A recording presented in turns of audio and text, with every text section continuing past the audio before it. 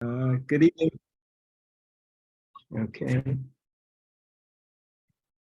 Good evening, everyone. Welcome to our October General Board meeting for the Community Board 2. And my name is Leonard Jordan, and I am the Vice Chair of Community Board 2. Leonard, I think you're muted. No, I'm not muted. Does everybody hear me? Yeah, we can hear you. Okay. We hear you fine. Okay, thank you. Okay. And Vice Chair is Ms. Barbara Zella-Gringer. I think, well, I don't know, maybe she's having some difficulty with her audio. And our secretary is Ms. Thurston, Jessica Thurston. Jessica's here, right? Okay. All right. Unfortunately, Mr. Singletary will not be with us tonight, so I will be chairing the meeting. And I just want to make you aware that the meeting is being recorded, as always, according to our guidelines. One of the things is, first thing we're going to handle is the adoption of the agenda. So everybody had a chance to look at the agenda? Okay, can I get a motion to accept the agenda? Ms. Zella-Gringer and Mr. Meyer. Thank you so much. All in favor? All right. Anybody opposed? I should ask that. Okay. All right. Let's move on to the adoption of the previous minutes, the September minutes. Are there any changes or deletions that anybody has? Okay. So I'll just assume that we accept the minutes by consensus. Our next thing on the agenda is an open session for public comment on any adopted agenda items. If there's anyone in the public that would like to comment on anything that's on the agenda for this meeting, you have 2 minutes. And I'd like you to raise your hand. You can go to the reactions area and hit raise hand if you have any comments, any public comments.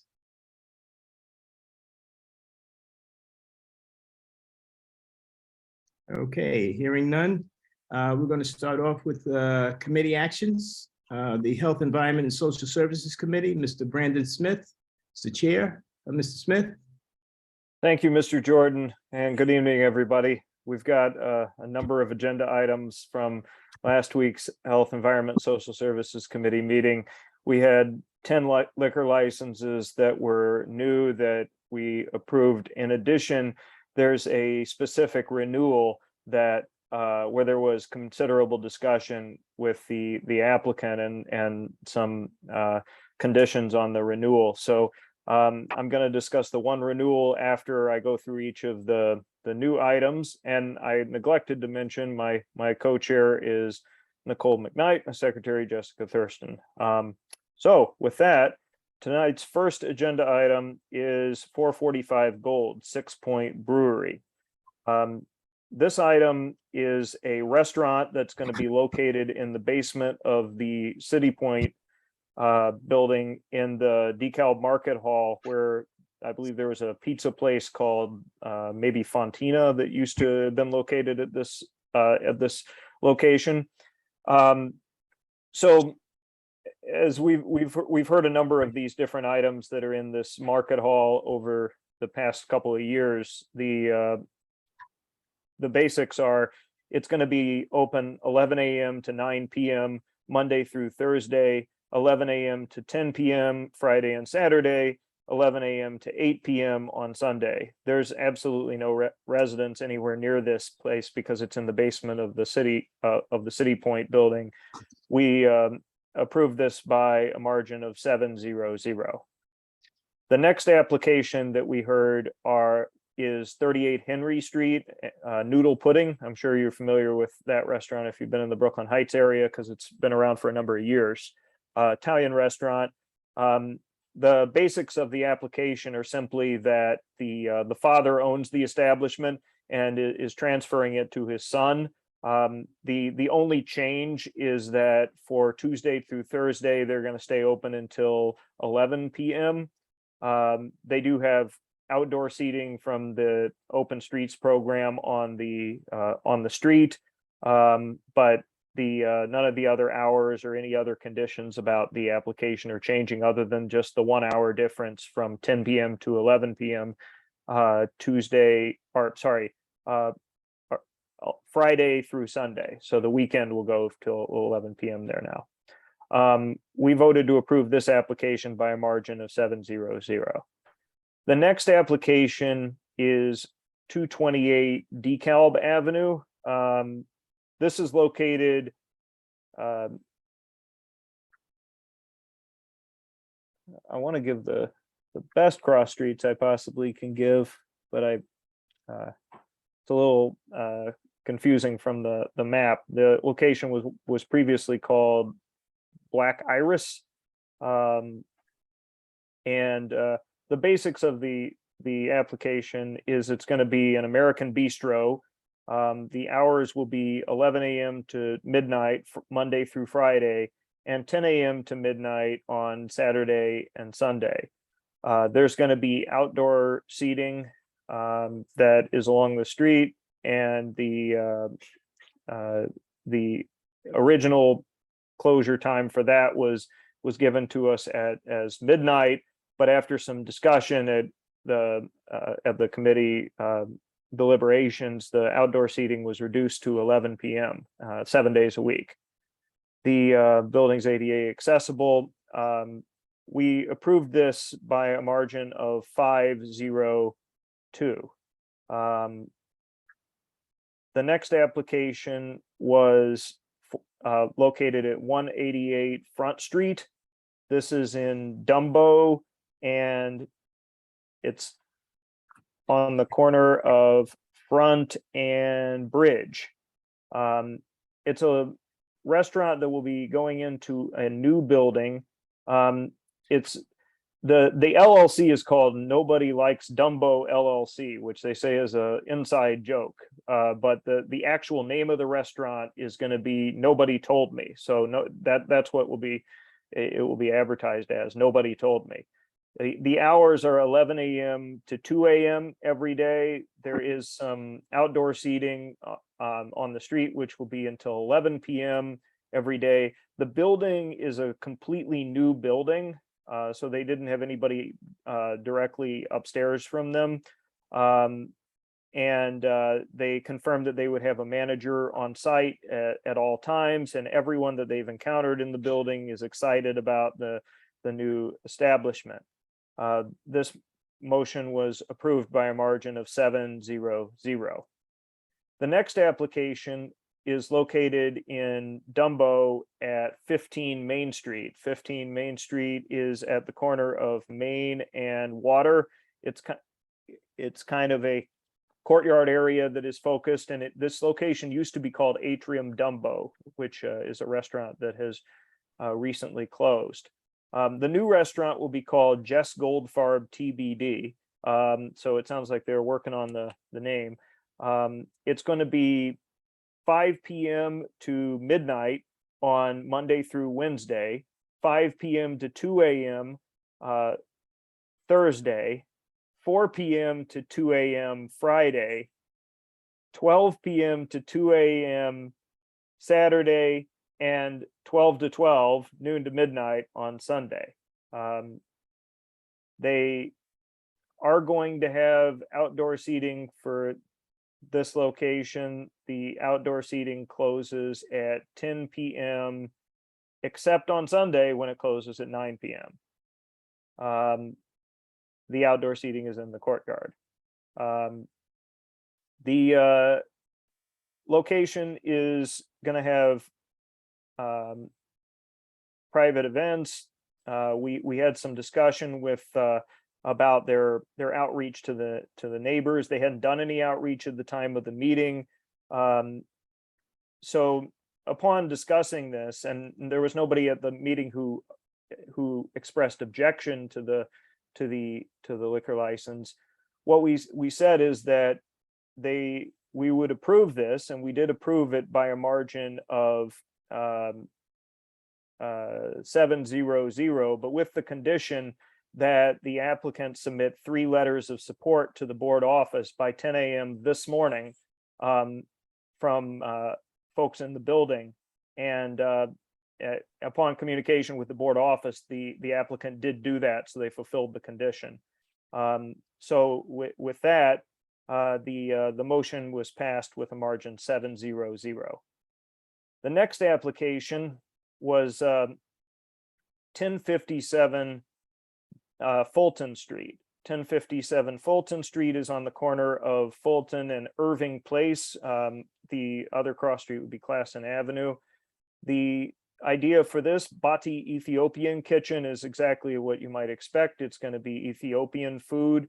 There was some discussion for this applicant because there were a number of parts of the application that were amended mid-meeting, in the sense that the original application indicated that there was going to be acoustic music, live music, DJ, acoustic music, live music background. And then it came up in the middle of the meeting, the applicant also wanted to have a DJ.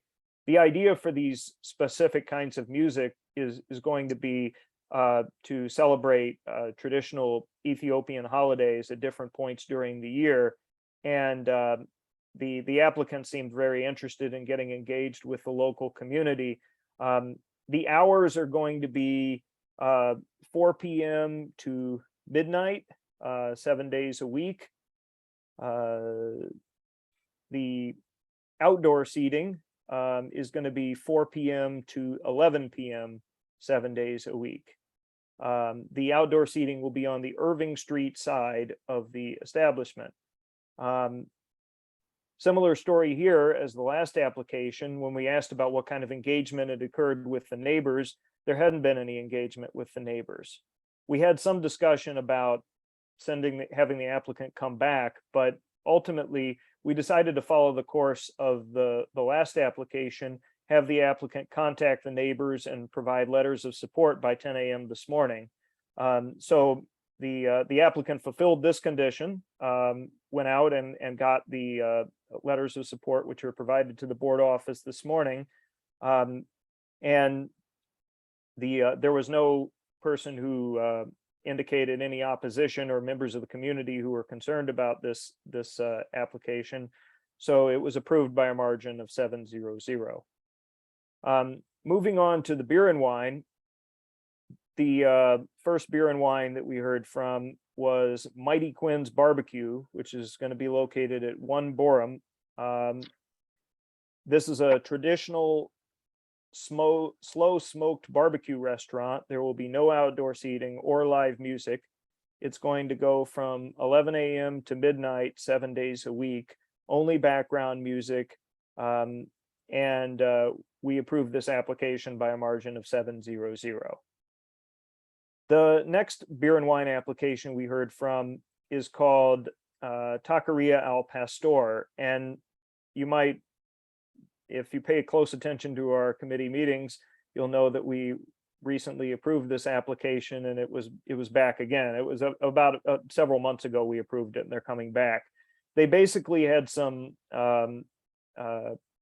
issues with the liquor authority that were not related to any sort of community concerns, but more some technical rules issues with respect to the 200-foot rule and negotiating what kind of service that they were going to provide. They decided ultimately they're going to come back with a beer and wine license because that would satisfy the requirements, but nothing else changed about the application from what was presented previously. This is located 117 Court Street. Hours are 11 a.m. to midnight, 7 days a week. So given that there wasn't anything changing and there had not been any community opposition or concerns with this location, it was approved by a margin of 7-0-0. The next application is 533 Atlantic Avenue. It's called Hops Hill on Atlantic. It's going to be a quote small craft beer establishment. The hours are midnight or noon to midnight, Sunday through Thursday, and 12 p.m. to 2 a.m. on Friday and Saturday. The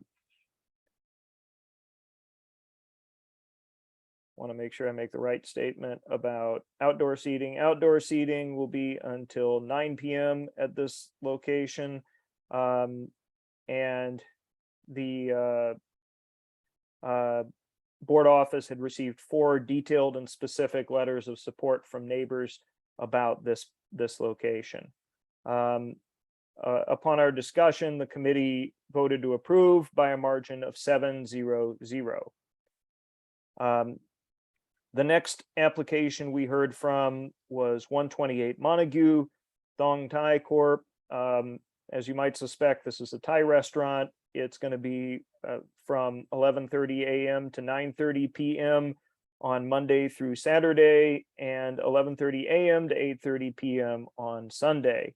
There's going to be background music only, no concerns previously at the location, and the Montague bid had expressed support for this location. Upon a motion, the motion was approved 5-0-1. The one was only due to the fact that the person was having audio difficulties or audio video difficulties and couldn't participate in the vote. 5 Green, Forma 5 Green is the last beer and wine that we heard from. This is going to be located at 5 Green Avenue. You can see across street is Oxford. It's going to be open from midnight to 10 p.m. every day. It's what they call a fast casual pasta restaurant. So they discussed they've met with the neighbors. Now that the construction's over with, all the neighbors are happy with them now. There is some backyard seating. The outdoor on this is open until 10 p.m. 7 days a week. After the discussion on this motion, the motion was approved by a margin of 5-0-1. Again, the one was the same person having video issues. So that concluded the new applications. I'm also, with Mr. Jordan's permission, I'll present the one renewal where there was the conditions discussed, as I believe that would be in the best interest. But is that okay with you, Mr. Jordan? Sorry, I had to unmute. Yes, Mr. Smith. Okay, great. So there was a renewal that had about an hour-long discussion at our meeting because there had been some issues recently that had come up with the terms of their liquor license. 42 Hoyt is a bar that's located on Hoyt Street between Livingston and Skimmerhorn. And the original liquor license was granted back at a meeting in September of 2014, which I can somewhat remember because I was there for this meeting. And the terms of the liquor license that were agreed was that the applicant could stay open indoors from 2 a.m. to 4 a.m. 7 days a week. And in front of this location, there's a small sort of porch-like area within the property line that is technically outdoor seating by its nature. No more than a few people can fit into this area. However, we had considerable discussion back in 2014 about the noise that could be generated there. And it was agreed at that meeting, one, that the outdoor portion would close at 12 p.m. or at midnight every night, and 2, that they would only play light background music at the establishment. And as I understand, over the years, there were off and on things that came up at this location with them predominantly operating outdoors past the midnight timeframe, but it really accelerated post-pandemic. And one of our board members, Mr.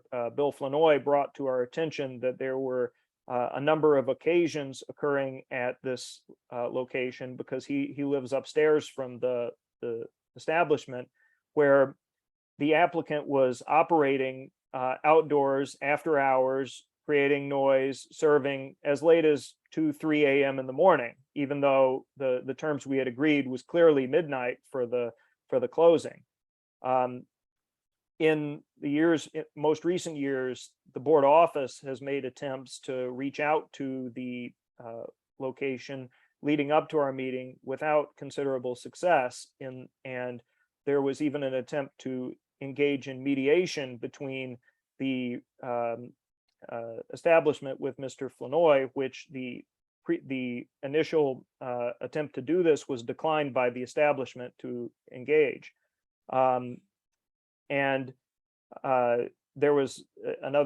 There were varying different kinds of incidents, including one where there was a staff person at the restaurant who angrily confronted Mr. Flanoy there, and we proceeded up to this renewal meeting with that context, but also Mr. Flanoy shared videos with us from the location, which clearly showed at the time of after midnight that the applicant was operating in after 12 midnight outdoors. And in our committee, it's usually not the case that you have such clear evidence that an applicant is violating the terms of what we had agreed with them. But when we showed up for the meeting, and the applicant was invited to attend, the owner came and spoke to us, and we had a discussion about what we should do going forward, because they were up for renewal. Upon our discussion, it was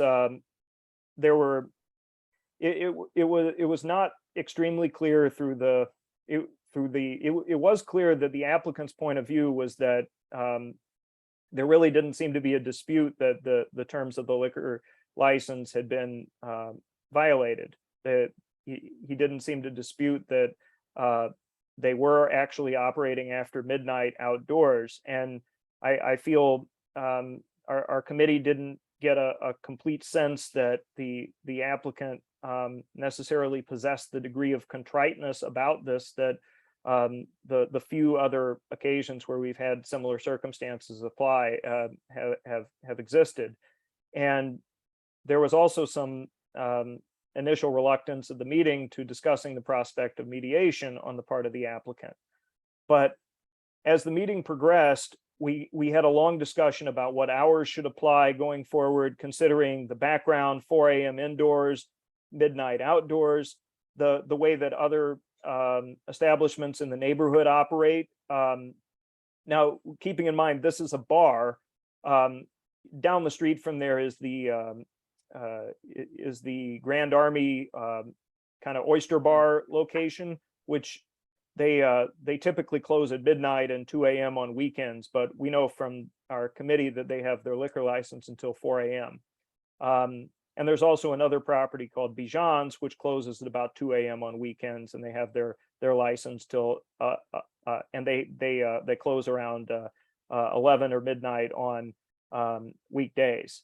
So with that context, and with a portion of the committee wanting the applicant to start closing earlier, and the agreement that we reached as a committee was that we would agree to renew the application with the following conditions. First of all, we would not approve any more outdoor service. So no more outdoor service, no more use of the patio area for liquor license service. Secondly, we would reduce the indoor hours from 4 a.m. to 2 a.m. This came amidst a discussion with some committee members wanted to have midnight, some committee members wanted to have 1 a.m., some wanted to be more fair to the applicant. So we settled on 2 a.m. 7 days a week. Third, the applicant would need to agree to engage in mediation. And upon hearing these options, the applicant was agreeable to engaging in the mediation. The applicant indicated he would have to discuss with his partners the prospect of engaging in of having lesser inside hours and how to use the outdoor hours. So with all of this in mind, we've passed our recommendation: 2 a.m., 7 days a week indoors, no outdoor hours, and the mediation. Now, since that time, I understand that the applicant has sent a letter to the board office indicating that having spoken with his partners, they're all very concerned about this, and they're 100% willing to engage in the mediation. However, they are not agreeable to closing at 2 a.m. They want to continue to close at 4 a.m. They note that there haven't been any other objections raised about their service other than by Mr. Flanoy, and that they don't have any SLA violations on their record.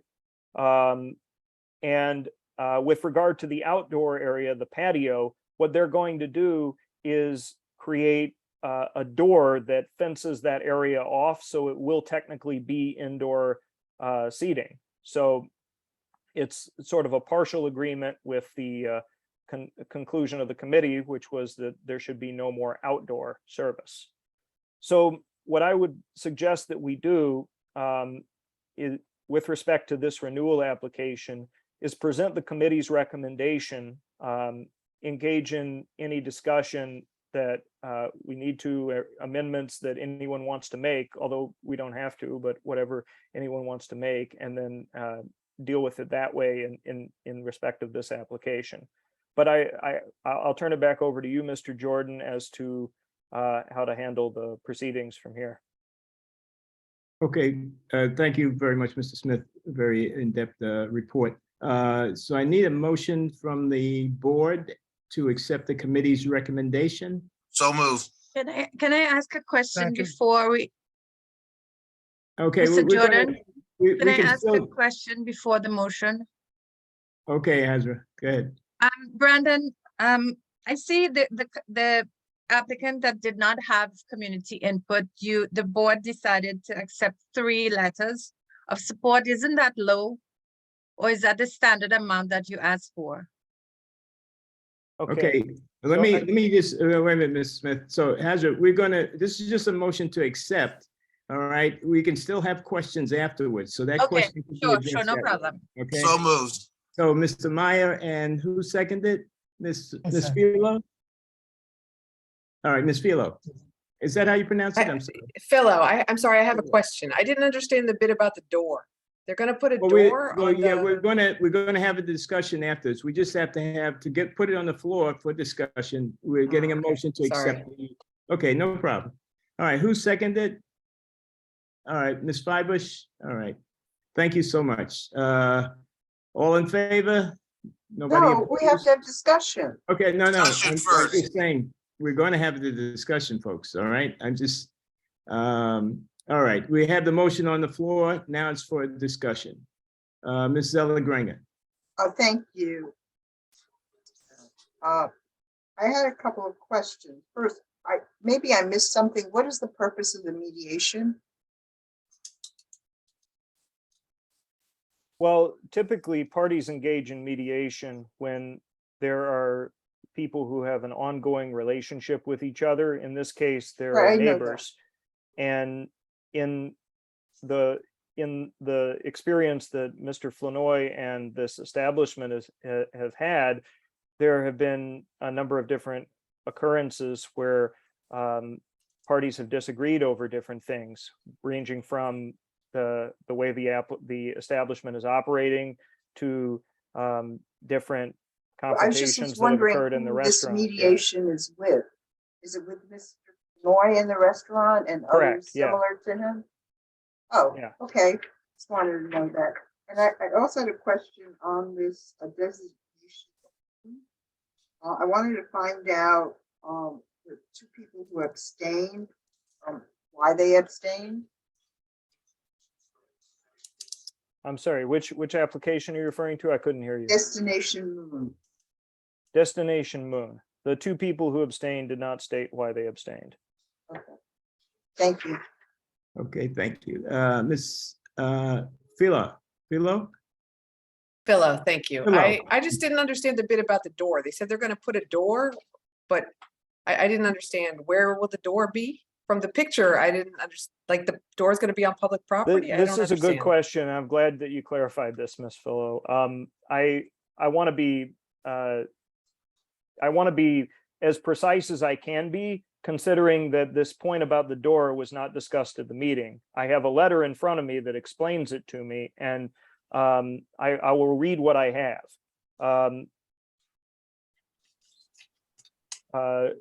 We have only received complaints from Bill in the years that we have been in operation. For this reason, we will be adding an accordion gate closing off the outdoor area from the entry and exit path to the bar. This area is really just an extension of the exit/entry, which is probably why it's been tough to police, but we intend to make that happen.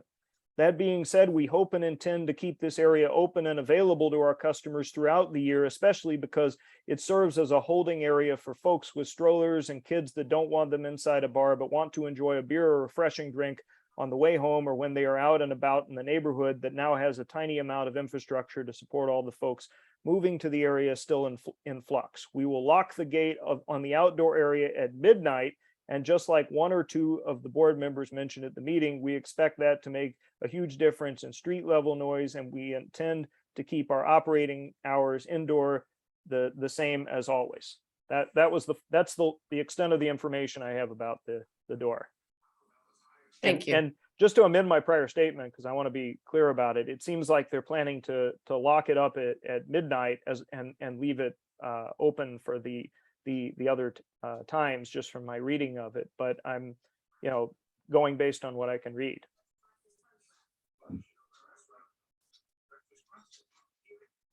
Okay, are there any other questions? Please raise your hand. I Raise your think Miss Ali had a question. Miss Ali, yeah. I did. I asked the question. Brandon, were you going to answer?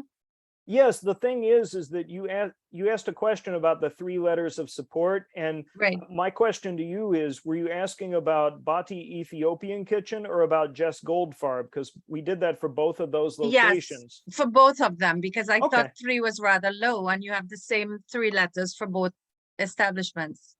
Yeah, it's not something that's a rule that our committee that sets in place, but I think it's based on the circumstances of what we had in front of us. We didn't have any community members there saying that they were concerned about the location. The locations didn't present other red flags. For example, the Ethiopian Kitchen was closing at midnight, and as I recall, the Jess Goldfarb was closing rather early also. And without any sort of other reason to believe that there is a Community concern. risk, Mhm. and also with wanting to demonstrate something that's achievable at this meeting in terms of being able to prove conditions can be fulfilled. I think the goal was to try to set a reasonable target of a few different perspectives on the establishment. And I will say that for the applicants who we did this with, they all provided letters from people who lived inside the building, which is usually the best practice to go Yes. with, because Okay. including from people who are living directly upstairs. Okay, thank you. Thank you. Mr. Flournoy? Yeah, thank you, Chair. Brendan, I'm just curious, is the applicant here to actually give us a little more idea of what he meant by accordion doorway? Well, I don't know whether the applicant's here at the meeting, Mr. Flournoy. What I will say is that it's been said, and Mr. Jordan can proceed to take this meeting where he would like. But I would just suggest that we have this is the general body meeting, and the committee meeting is the committee meeting. And a lot of folks come to the committee meeting, a lot of applicants come to the committee meeting prepared to make changes or have the ability to make changes in their application or hours, or to defend their hours. And it doesn't seem like that happened with this application, because the applicant had to go back afterwards and check with other people. I respect, however, we want to have this meeting, but I just note that fact because we did have an opportunity to discuss this. We spent an hour discussing it at the committee meeting, and I want to be respectful of that time as well. Yeah, so I'll just to support that, Mr. Smith and Mr. Flournoy, all the work should be done in the committee. I think Mr. Smith has presented all of this, the situation and the discussion. And from my experience, that we're just here to vote on it and not to hear from, you know, from the owner or the partners or whatever at this Okay, point. understood. May I ask another question? The Politarian, is he located here? Is he here right now? Well, Mr. I'm here. Mr. Yeah. Quinn. Okay, Mr. Quinn, I have a question. Since he did suggest that we can go to mediation, if we come to an agreement in mediation, would that circumvent the agreement that we have here at the board? The board is, well, it's not a parliamentary issue. The board recommends to the SLA. The SLA makes the decision. Nothing we do decides the issue. All we do is make a recommendation. And I think that the mediation, and Taya had put up a link to the to what mend meant, and it seems it's directed. The result of the mediation, I assume, will be a written agreement, a binding agreement that will affect the applicant, and that will go back to the SLA, because all we do, and every time we meet, the only thing we do is make a recommendation. We don't have an I or an A. We just make a recommendation. The SLA can ignore our recommendation, just like in my committee and transportation, they can ignore it. And any ULURP decision we make is a recommendation. It's not a decision. So mediation, if they agree to it, and I didn't read the terms of how MEND works, because MEND stood for something. Taya put it up for a moment as to what the NEND meant, something to do with neighborhood. The N was neighborhood. I think it was eliminating neighborhood something. So I would think that MEND, thank you, mediating establishment and neighborhood disputes. And I would suspect, without being able to read the whole thing or go to the bottom of it, that mediation usually results in a binding agreement. That's where decisions are made, and the applicant would be bound to whatever he agrees to at MEND, and that would affect his application. And if it's within the realm of our, I assume, and Brandon can confirm it, that SLA looks at what we recommend, but they also look at MEND. And I think they would probably take more from MEND, because it would be a binding agreement that you, if you're the only person who participates as the disputant with the applicant, something, if you can come to agreement, it's binding. Mediation is usually binding, and that means they would amend their application and change their hours, both indoors and outdoors, in agreement with the mediation. Good, thank you, sir. Okay, thank you, Mr. Quinn. Any other questions? Okay, hearing none. We're going to go for a vote. So if everyone could use their electronic raise hand button, all in favor of the committee's recommendation.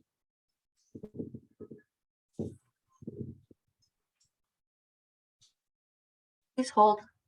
Ms. Thurston? Ms. Thurston is on an airplane tonight, so please hold. Thanks for your patience. Oh, okay. Oh, I'm sorry. Okay, I didn't know. All right. No problem. 1 second. Okay, thank you. Ms. Mueller. If you could take your hands down now, please. Okay, all those that are, yeah, after all the hands are down, all those that are opposed, One second, please. Could we get all hands down, please? all hands down. Okay. Okay, all right, all those that are opposed to the committee's recommendation. All right, Mr. Scala, I think, is anybody else opposed? All right, Mr. Scala's one, and any abstentions? I'm abstain, sorry. There's one. I see Ms. Hong and Mr. Flournoy abstaining. Okay, very good. All right, so the motion passes and the committee's on the committee's recommendation. So thank you so much. So I've been informed that one of our elected officials is here, Councilmember Restler. Is he still here? How are today? you? How are Mr. you? Jordan, it's good to see you. Good to see you. Thank you so much for having me. I am zooming in live from the lobby of 111 Hick Street, the St. George, where we were here with the Department of Finance offering some property tax assistance to the folks in the co-op here. If we can be helpful with anything around CB2, please don't ever hesitate to let me know. Wanted to share some quick updates with the board, and if there are that I just, about things going on around the neighborhood. We have a couple events that we're planning for the next 2 weekends that I thought would be of interest. On October 22nd, this Saturday, we're going to be at the Dock Street Middle School in Dumbo for what we're terming our school showcase. So for all of the local elementary and middle schools across Community Board 2 that are in our council district, we've invited them out for a special school showcase where you can meet school leadership from all the schools, learn about the DOE enrollment process. We've seen a decline in DOE enrollment over the last few years, and we really want to do a better job of promoting the great public schools in our community. So I hope that many parents from the neighborhood will come out and check out great public schools across our area. We are also doing a big e-waste and shredding event on October 29th. We're doing that on the edge of Cadman Plaza at Cadman Plaza and Tillery. Sorry, it's very loud here. We're doing that at Cadman Plaza and Tillery on October 29th from 9 to 1. So if you have any e-waste or any shredding, we're also going to be distributing flood barriers, and we'll be passing out leaf bags and lots of other goodies. So please come through and say, drop off all your e-waste and sensitive materials on October 29th from 9 to 1 at Cadman Plaza and Tillery. A couple other key updates I wanted to share. One is, I hope you've seen the two-way protected bike lane on Skirmerhorn is in place. We did a ribbon cutting on it last week. It's looking great. There have been some issues around vehicular traffic flow. We've made some recommendations to DOT. I know that CB2's Transportation Committee under Sid's leadership is looking at that as well. We're also trying to address some of the safety issues around the District 75, the special needs school, P369, which enters on state. So there's still some, things that we're working through, but all in all, we think it's been a big success. Wanted to let you all know as well that 280 Bergen is making its way through the ULURP process. We've convened a group of local leaders, including the Borum Hill Association and NYCHA tenant leaders and Daughtry and others to give us some guidance and give the developer some guidance and input on this project as the process unfolds. I really want to thank Daughtry in particular for all the time and expertise that she shared with us. We're having a city council hearing on 280 Bergen on October 25th. I did think that the community board would be happy to hear that they have heeded your all's recommendation as well as mine to submit a waiver for new parking at that location. So that waiver is coming before the city council in the months ahead, but they are fully moving forward on that process. And the Gowanus rezoning was just a couple blocks outside of CB2, but I know you all voted on it. So I did want you to know that we have officially hired a facilitator for the Gowanus neighborhood rezoning. A gentleman named Ben Margolis used to run the Southwest Brooklyn Industrial Development Corporation, and he is going to be a paid facilitator who will convene all of the different stakeholders around the Gowanus rezoning to make sure that the promises, the 56 points of agreement in the Gowanus rezoning are fully realized. And our office and Councilmember Hanif's office have been very focused with a bunch of community groups and CB6 to help make that a reality. And then lastly, I just wanted to share we have a lot of great capital projects that we were able to invest in this budget around the CB2 portion of our district that we're really excited to see move forward. We fully funded the turf replacement at Kavanagh Plaza, which we expect to see happen over the course of the next year. We are funding a new playground at PS8 for $600,000. We're helping to support a new HVAC system at the Center for Brooklyn History, which is now run by BPL. That's the old Brooklyn Historical Society. We're funding $600,000 of new historic street lamps across Brooklyn Heights. And we are also helping to double the size of the Brooklyn Bridge Park Environmental and Education Center with a big capital project there with the folks at Brooklyn Bridge Park. So we have lots of great projects that we're seeing that we've been able to invest in across CB2. And we are now pursuing participatory budgeting in the 33rd. This is the last thing, and then I promise to shut up. We are doing participatory budgeting for climate justice this year in District 33. So we want all of your best ideas around climate-oriented capital projects that we can pursue in District 33. We have a community meeting next week at Wyckoff Gardens at the Public Housing Development over at 280 Wyckoff that we're having next week. We'd love to have you come out and join us and share your ideas, and we'll be doing a Zoom meeting as well if you'd rather join us virtually to get all of your great ideas for capital projects across CB2 and District 33 to address the climate crisis. And hopefully I'll see a bunch of you at the Boardman Hill House Tour on Sunday, which is always a great time. And I think that's all I got for today, but I really just want to thank you for the opportunity to say hello. And Mr. Jordan, happy to take questions if time allows or call it an afternoon. Thank you very much, Councilmember. And we have time for a few questions to Councilmember Restler. Ms. Delagrange. Thank you. First of all, we at the Parks meeting the other night, we heard about the turf replacement at Cadman, and our committee is always very concerned about the content of the turf, the artificial turf, and that it not have any carcinogens. So I assume your proposal may include that. We've allocated the funding, and we want to work with the Parks Department to advance a turf replacement that, just as you said, does not have carcinogens around and is not a toxic turf. We saw some leadership in Boston in banning these kinds of toxic turfs quite recently under Mayor Wu's leadership, and hope that we'll be able to do something similarly here at Cadman. But let's stay in touch with the Parks Committee and the Parks Department to work together to find a good solution. We appreciate that. And then you brought up that new bike lane. I was a little concerned in the picture presented in your newsletter, there was someone there without a helmet on.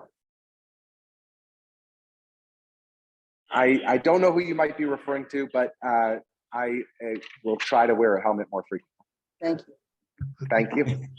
Okay. All right. Mr. Gordon. Okay. Thank you. Hello, Lincoln. Carlton Gordon here again. Curious, you said, I'm glad you brought up about the crowding school, or at least the decline in schools. We're particularly interested in, and I've had a particular interest in the one, I think, just a few blocks from you in the Heights. I think it's PS8. I'm not sure of the number, but it's a regular public school in the Heights. And for years, it was very crowded. I don't know if you or any of your staff have any idea, any knowledge or awareness of how has the attendance in that school declined recently, or is it still heavy? Or if you can find out, I'm curious. No, I'm happy to fill you in on that one, Carlton, and it's always good to see you. So PS8 is one of the most popular public schools in New York City. It's been a tremendously popular school for years. It is technically over-enrolled based on the capacity that DOE sets out for the school. However, it has seen a decline in enrollment relative to where it was about 2 to 3 years ago, which has led to a reduction in funding. So we did see a decline in funding from the Department of Education to PS8 this school year. There was a very generous PTA at PS8 that's been able to help fill some of those gaps.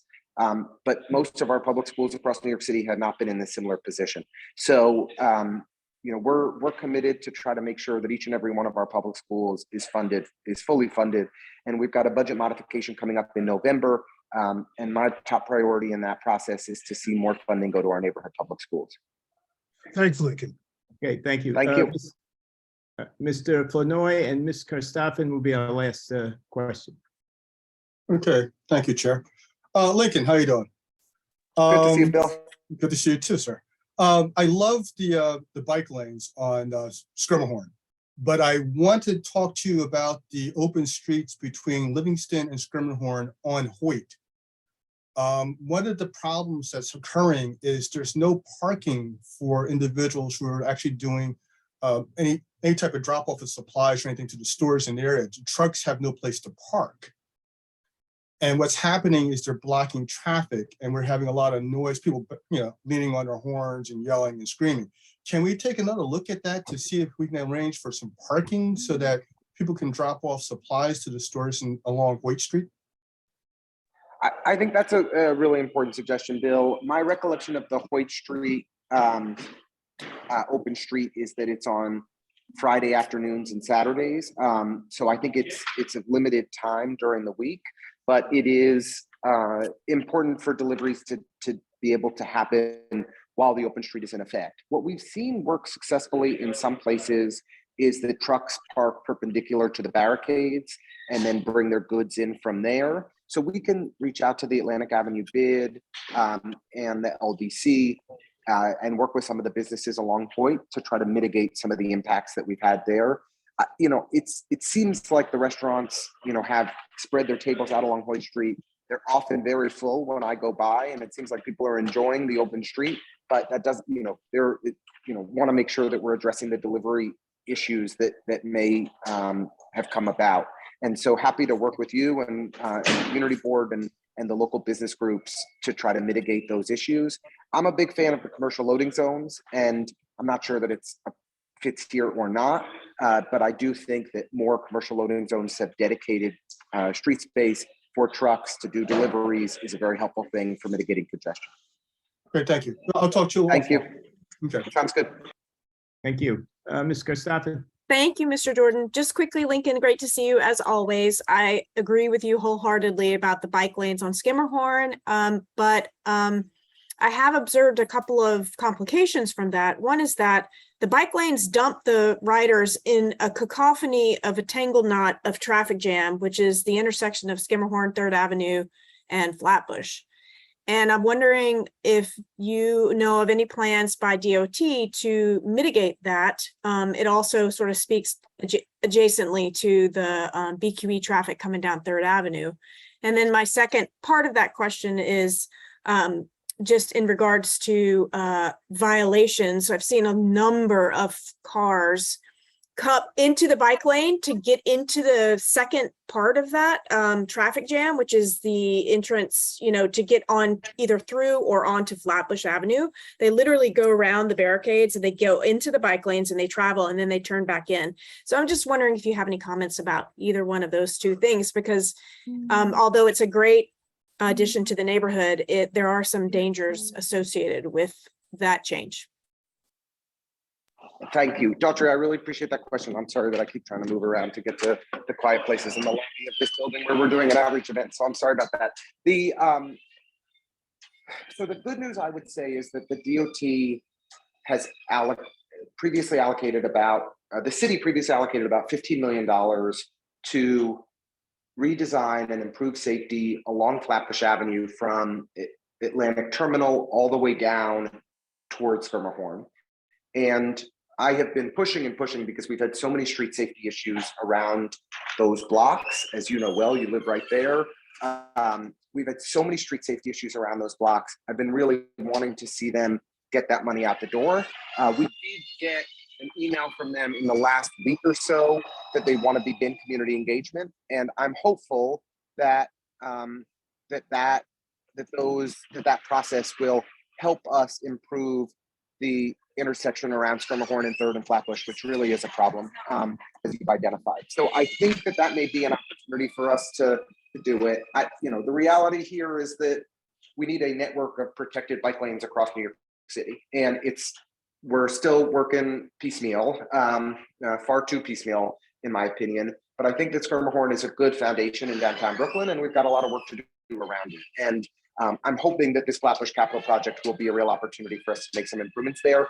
And if you're interested in being a part of that, we're certainly happy to recommend your name. We have I think a list of a bunch of good folks kind of along that Flatbush corridor that we were sharing with DOT as well. Yeah, please do. Thank you so much. Great. And thank you again for your help on all the 280 Bergen stuff. We really appreciated it. Thank you very much, Council Member. Enjoy. Thank you, the- Mr. Jordan. Okay. Have a great night. Take care, Yeah. everyone. Okay, before we go on to the next committee for action, I just want to, there are a couple of emails that went out, one on October 12th and one on October 17th to all Community Board 2 members about a special meeting, and this is to select the district manager. It's going to be on October 25th at the Bishop Lockton Memorial High School Auditorium. The entrance will be on Green Avenue, although the address, if you ever look it up, it says 357 Claremont Avenue, but the entrance is on Green Avenue. So I want everyone that has not responded to the email that Mr. Singletary sent out, please respond that you will attend. Hopefully you can attend. We need quorum. We definitely would like to get everyone there. This is one of the situations, we haven't done this, I think, since 2002. As far as selecting a district manager, which has to be done by the full board. So I'll make that announcement again at the end, just to remind folks. And now we will go on to Mr. Carlton Gordon for the Land Use Committee, committee actions. Okay, thank you very much, Len. Okay, we have 4 of them, and which were all approved by our committee, and all of them are in Brooklyn Heights.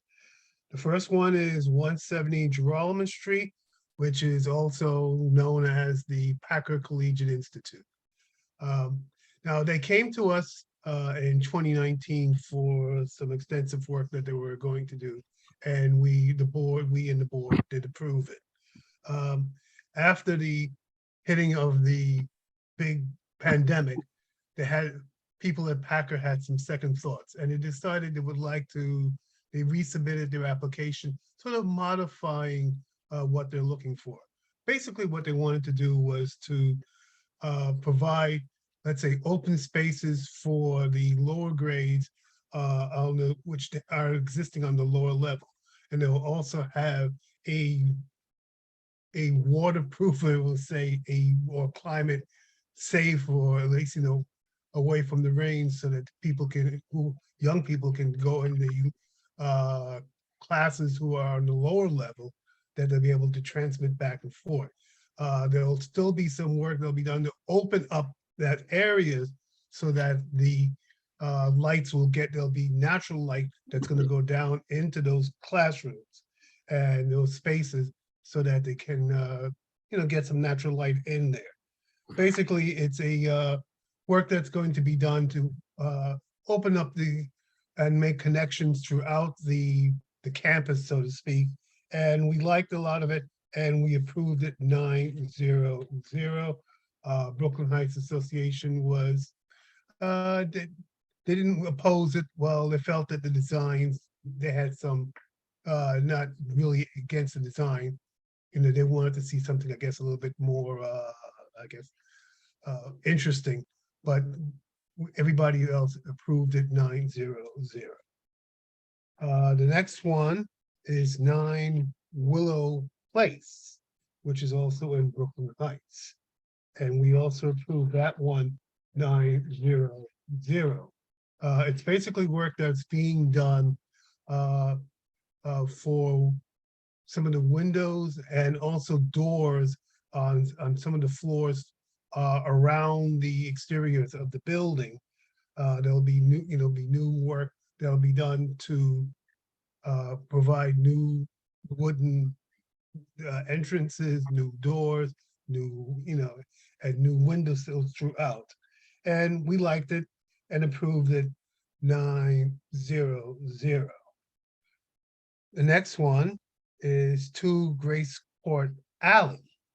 I always have to underline the alley because it's a Grace Court, but there's a Grace Court Alley, which is also in the Heights, and which we also approved 9-0-0.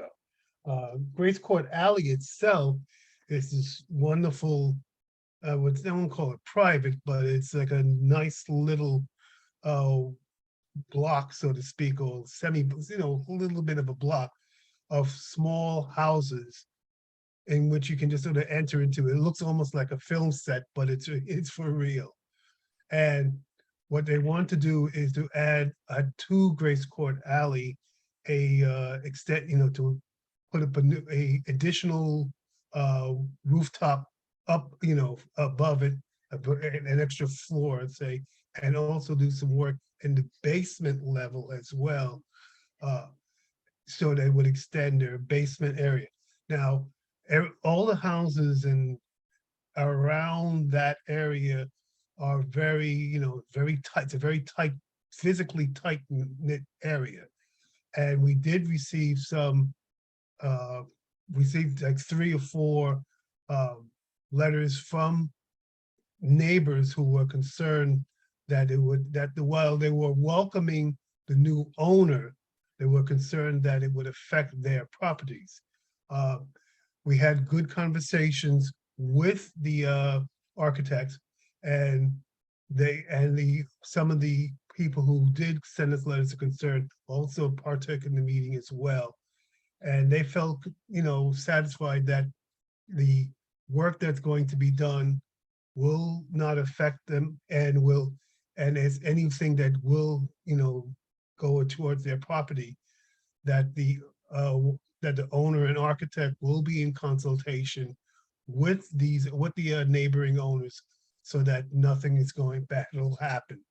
So we discussed it and approved this 1900, and Brooklyn Heights Association had no objection.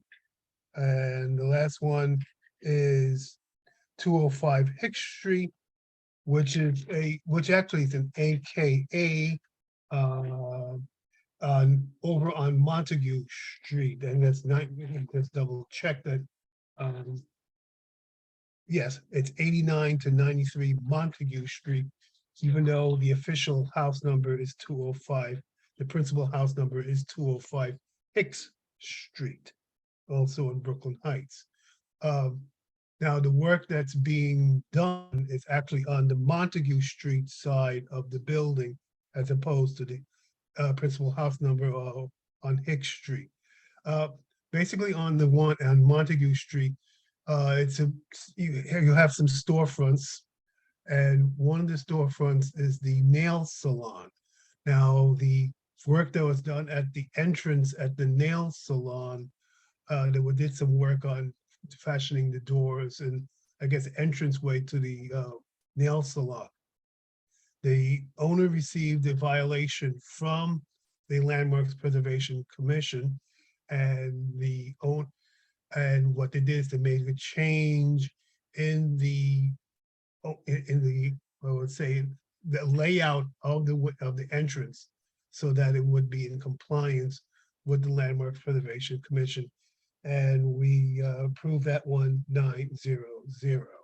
Oh, while I'm here, I just want to thank again the work that's being done by Karen Johnson, who is our secretary. She does a lot of work on this, especially given her own, own personal things that she has to do. And I also thank Dorothy Christophin, who's our co-chair, who really stays on top of these things. So we ask for your approval of all 4 items. Thank you so much, Mr. Gordon. And I'd entertain a motion to accept the committee's recommendations. So move. Ali. Second. Okay. Okay, got Mr. Meyer. Okay, Ms. Ali, Mr. Meyer. Now the floor is open for discussion. So questions, Ms. Zalagranga. Thank you, Mr. Chair. I just need a little clarification on this, to Grace Court. Do we have a rendering of what this addition is going to look like?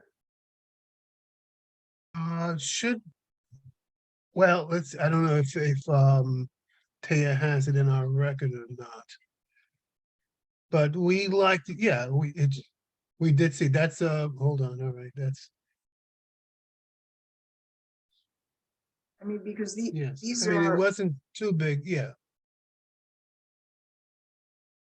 And Yeah, we felt that it was not, it was not obstructive. And again, Brooklyn Heights Association had no objection to it. is it going to be recessed from the street? Well, it's gonna be right on top of it. I mean, Grace Court Alley itself is away from the street. I mean, it's a separate little, to get into Grace Court Alley, you're coming off from the street into it's almost if it was a semi-private area. So it has its Right. own little area, so to speak. It's not on the streets proper itself. None of those properties are when you are on any of the streets itself. Right. And do any of those buildings now have any kind of addition on the top of the roof? I don't think so. I think this is that's why I think there was some initial concern with all the work being done. I can't really say offhand, but I think I think it's the only one. I may be wrong on that. It may have had others, but I believe this may be one of the early or first ones. Okay. I'm not clear. The Montague Street Nail Salon, this is an application to It's sort of for the entranceway at the nail salon. to allow them to keep what is inappropriate. Well, they're going to actually shift it. I think they're going to shift around the entranceway, the entranceway. I mean, it was a violation that came directly from Landmarks Preservation Commission. They didn't like the entrance that was put there by the owner, and they wanted something that I guess they felt that was more accommodating. But they're not going to be changing it. They're just going to leave it the way it is. They'll be moving it. They're moving it around. They're moving in a different direction. That's really what it is. Mr. Gordon, may I just Yeah. clarify that the Yeah, nail go ahead, salon's Dorothy. just trying to comply with an LPC directive to get the violation dismissed. So they're following the direction of LPC to get Oh, the okay. storefront legalized. And just related to Grace Court Alley, I just went on Google and I see that there is an addition 2 doors down that looks relatively new. Okay, thanks, Dorothy. Thank you very much. Okay, thank you. Ms. Freibush?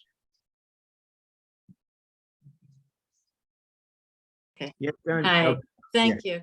Okay, so I'm going to request that the 2 Grace Court Alley be separated from the other vote because some people might want to vote against it. Okay, is there any objection to that? Just procedurally, I'm really just trying to understand. Is this something that can happen at any time on any vote of any type? I mean, because we voted unanimously in favor of all 4 applications. Mhm. So there's no dissenting vote that would trigger a pullout. Well, actually, but the board can vote for or against all or maybe some. We can pull out one for Okay. discussion and then have a separate vote for it. Yeah, we could do that. I have a parliamentary point. If these are land use items, don't they have to be voted on separately? No, these are landmark items Okay, for the Landmark Preservation Commission, even though our committee still is basically the landmarks / land use committee. And these are landmark items. okay, thank you. Yeah. So, And having made the motion, I don't object. all right. Mr. Quinn, I just want to ask your guidance here. We had a motion on the floor to accept the entire committee. Do we just have to amend that motion?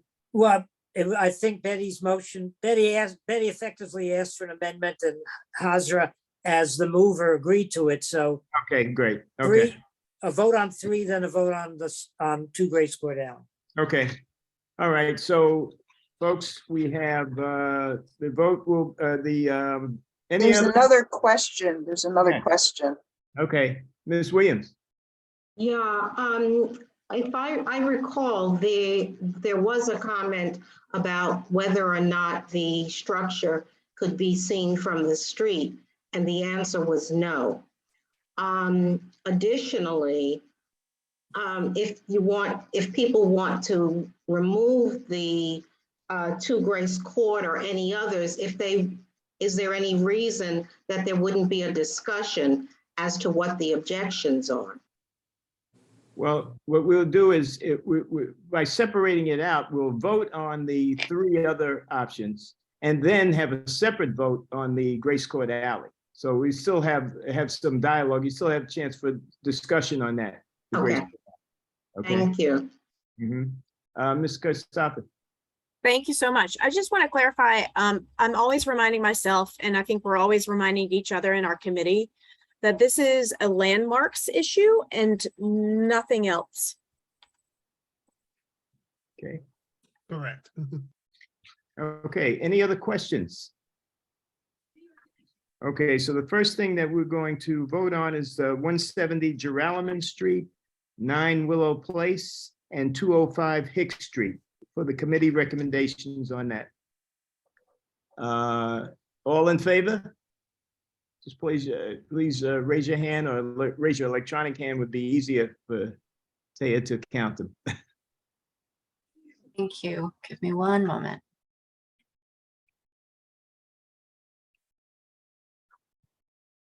Great, thank you. If you could now lower your hands, please. Okay. All right, after all the hands are down, all. 1 second, Mr. Sawecki? There we go. Okay, you got it. All right, all opposed? Okay. No one opposed? I see no oppositions. Okay, any abstentions? Okay. And I see no abstentions. That motion passes. So the next item that we have is the 2 Grace Court Alley. All right, for the committee to approve the committee recommendation. Motion to approve. Okay, that's Ms. Well, Christopher. the motion's made already. We just have to vote. Okay. All right, are there any questions? All right, Ms. Gilman? No question here, ready to vote. Oh, okay, I'm sorry. Okay, all those in favor, 2 Grace Court Alley.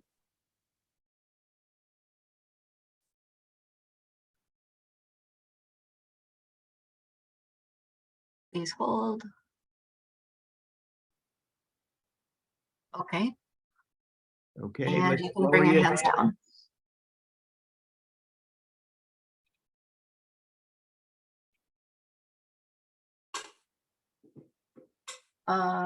We've got 3 hands up still. Are those coming down? Cynthia, Mr. Gordon. You want it down now? Okay, Mr. Gordon, just put your hand down. Gotcha. Okay. All those opposed? No, Mr. Gordon, you got to put your hand down. Oh, you got it. Okay. Those opposed. So we have Ms. Freibush and anyone else? I see no other hands. Okay. Any abstentions? Thank you, Ms. Freibush. Any abstentions? Okay, Ms. Lagrange? I see no other hands. Okay. All right, those 2 motions pass. Thank you very much. Thank you. One thing I wanted to mention, folks, when I made the statement about the October 25th meeting, that meeting is a special meeting for board members only. So it's not for the public. That's not a public meeting. It's for board members only, according to our bylaws, to select a district manager. So that's why I asked for the board members to respond to the email that they would be there, or if they can't make it, that, you would respond one way or another. Okay, next on the agenda is Parks and Recreation. Ms. Barbara Zellagrenga. Thank you, Mr. Chair. First, I want to say we had a meeting the other night and we had a full update on capital projects about the parks. And if you're interested, you can check that out either when you see our minutes, or I'll go online to the YouTube already posted. I want to thank my co-chair, Andrew Lastawecki, and we're delighted to announce that a committee that has been now has a secretary, but Thomas, I'm not sure how to pronounce your last name and I don't want to slaughter it. So, but thank you so much. Thomas? Yeah, I don't know if you could hear me. It's pronounced Huji. Thank you. Okay, thank you. We're delighted to have you. Then I'm sure everyone on this committee, on this community board remembers having meetings at 5 Metrotech. If you are, you're familiar with Metrotech Commons. It is morphing into Brooklyn Commons, running from J Street to Flatbush, basically. This effort represents a major effort by Brookfield, the developer, to reimagine the 3.3 to 4 acre site, a major green space, you all agree, in our district. It's described as an oasis for students, visitors, and workers to make it more, and their project is to make it more welcoming, more attractive, and more of a destination. This project will include new benches, new light poles, ground covering, and the removal of certain shrubs to improve the space. I've been assured that the statue of the dog will remain. The design director at Brookfield, Michael Kim, presented to the Parks Committee asking for a letter of support for the New York City Public Design Commission for part of this project, just part of it, that which deals with the proposed signage system. So that's the only thing under consideration here. He described the present status of signs as a real hodgepodge, and there are stores located within arcades within this area that don't presently have any signage outside announcing them. Many of the tenants have been asking for a better, more consistent signage system, and going forward, it will be a requirement in leases to follow the signage structure. Signs proposed will cover wayfaring information and building identification. If you just saw that picture that Taya put up, you'll notice that there's some beautiful benches that looks like a lovely light brown colored wood.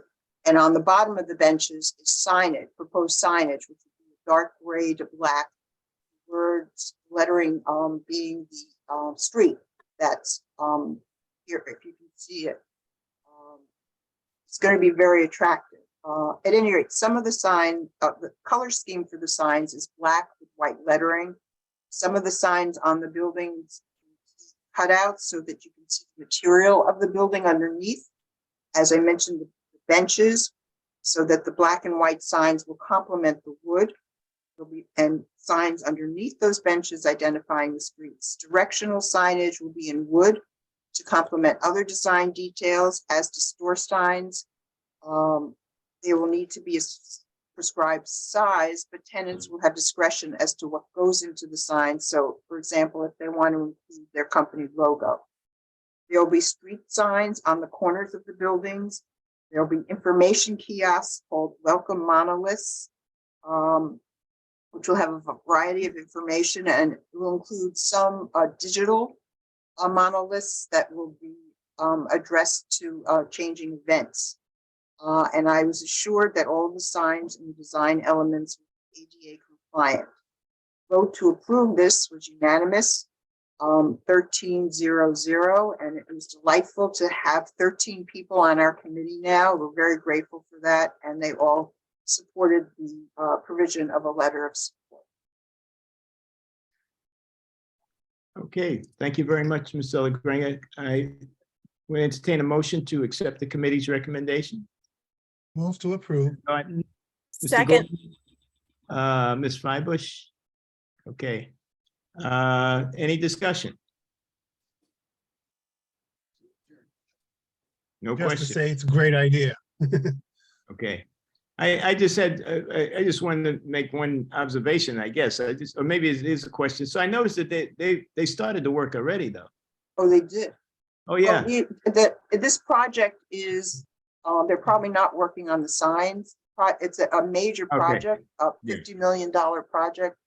And they're going to be doing a variety of things. And so that I mentioned, so I don't think they're up to the signage yet. Okay, It has to I be got you. approved, yeah. So Okay. very All right. sleek looking, very attractive. All right. Thank you very much, Ms. Delagrange. Sure. So all those in favor of the committee recommendation for Metro Tech? just raise your hands, but raise your electronic hand if possible. Please hold. I see Andy Acosta. Okay. Thank you. You can lower your hand. Lower your hand. We've done this a couple of times already, so I think we're pretty good at it now. Okay, anyone opposed? All right, Ms. Ali? No, sorry. Okay. Any opposition? No. Any abstentions? Okay, it's unanimous. All right, thank you all very much. So as far as the chairperson's report, as I said, Mr. Singletary couldn't be with us today, so I really don't have any report, for the chair. I will mention the meeting again, the October 25th meeting. Very important that everybody, if possible, shows up at that meeting at Bishop Arthur Memorial High School in order to select a district manager, which we need. I mean, Taya has been in the office. She's the only staff member we have. So we really have, not only do we have to have a district manager, but also there's a few other positions that have to be filled in addition. Do we have any representatives from our elected officials besides Councilmember Restler, who already gave his report? We have none? Oh, Dan Abramson.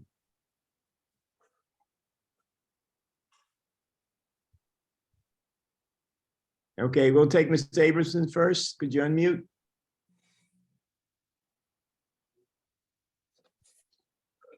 Is he there?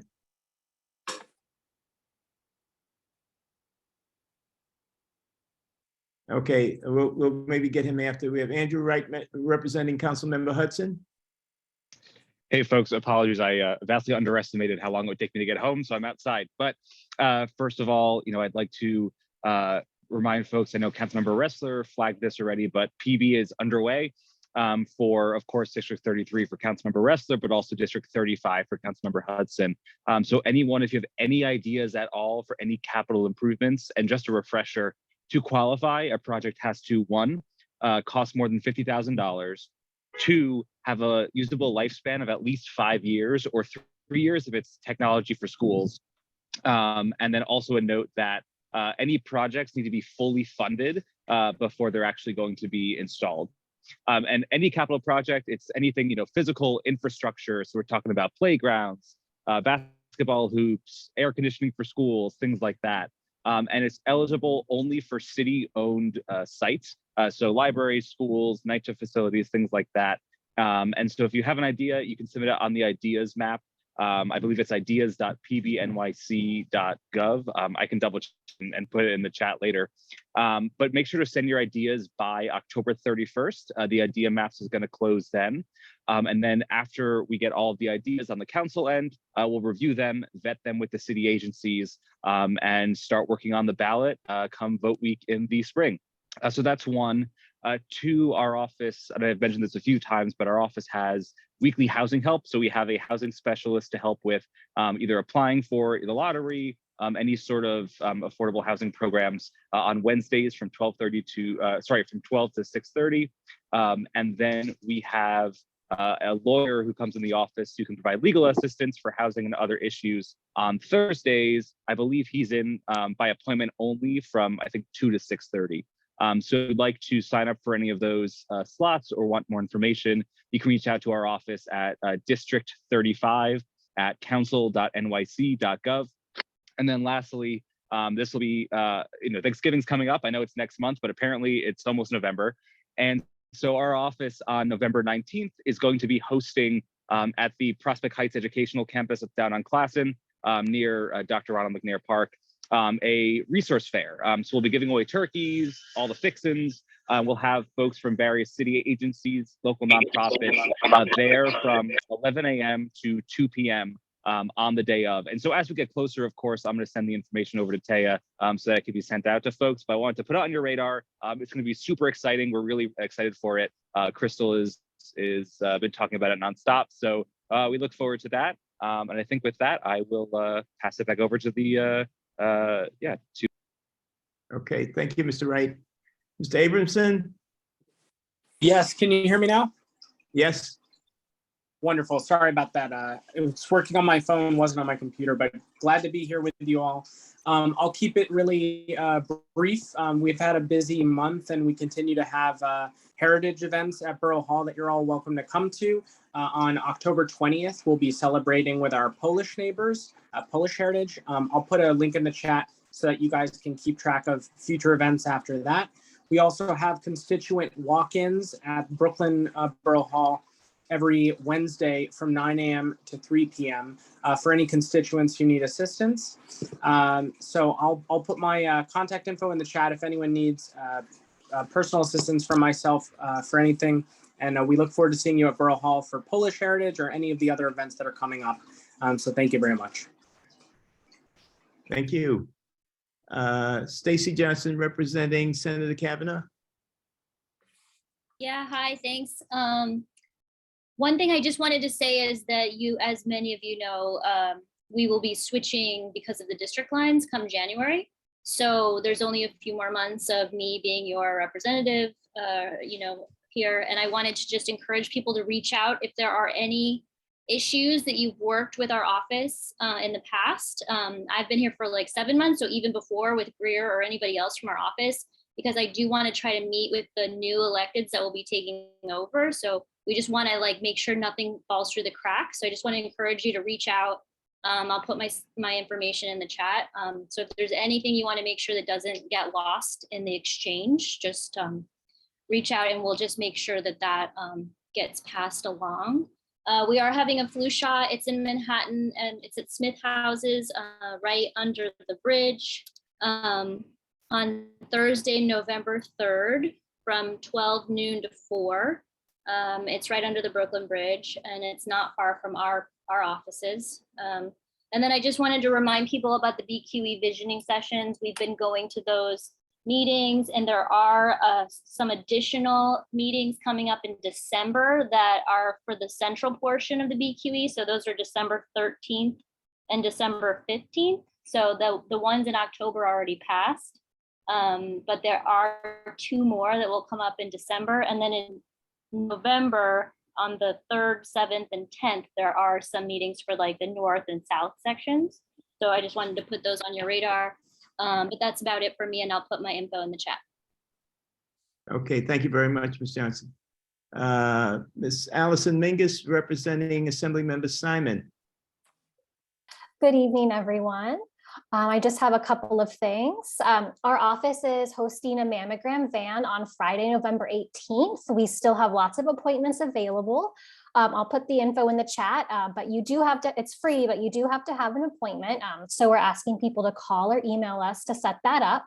No insurance is required. And we also have lawn and leaf bags at our office if anybody would like to come pick those up. It's that season. And then I also just want to remind everybody that the last day to request an absentee ballot for the upcoming November election, you can do it online on October 24th. And the last day to request one in person from the Board of Elections is November 7th. Early voting is beginning October 29th. So just want to make sure everyone's thinking about that and it's on your radar, and I'll put my info in the chat. Thank you so much. Thank you so much, Ms. Mingus. And I think that's about it from our elected officials or those representatives of our. John Watkins is, excuse me, Lenny, John Watkins is here from the DA's office. I see him listed. I didn't see his name on there. Okay, Yeah. Mr. Watkins. I saw his name. I didn't see his hand up, rather. I'm sorry. Mr. Watkins, are you there? Yes, I'm juggling meetings. I'm having some connectivity issues, but I've been all ears. So, but I'm going to lose a signal in a second. I've got to get back to CB7. Thank you. Okay. All right. Thank you. All right. Anyone else that I missed? Okay. All right. If not, let's go on to committee reports. Mr. Bill Flanoy, Economic Development and Employment Committee. Good, thank you, Mr. Singletary. Hi, my name is Bill Flanoy. I'm the Chair of the Economic Development and Employment Committee. I want to recognize my co-chair, Denise Peterson, and I also like to recognize my secretary, Catherine Gilman. We had a meeting on, if I remember correctly, October 11th. Okay, it was a joint meeting between ourselves and the Youth Education and Cultural Affairs Committee. And what we did, basically, we had a tour of the Brooklyn Navy Yard that was given by Ethan Mulligan of the Brooklyn Navy Yard. And we also had a tour of the STEAM Center, and that was with Kenyon Price. Okay, I may have mispronounced his name, I apologize. He's the STEAM founding director and principal there, and also Damio Mastradio. I pronounced his name also, sorry. He's the STEAM CTE director. We actually took a tour of the Navy Yard, and then we actually took a tour of the STEAM Center.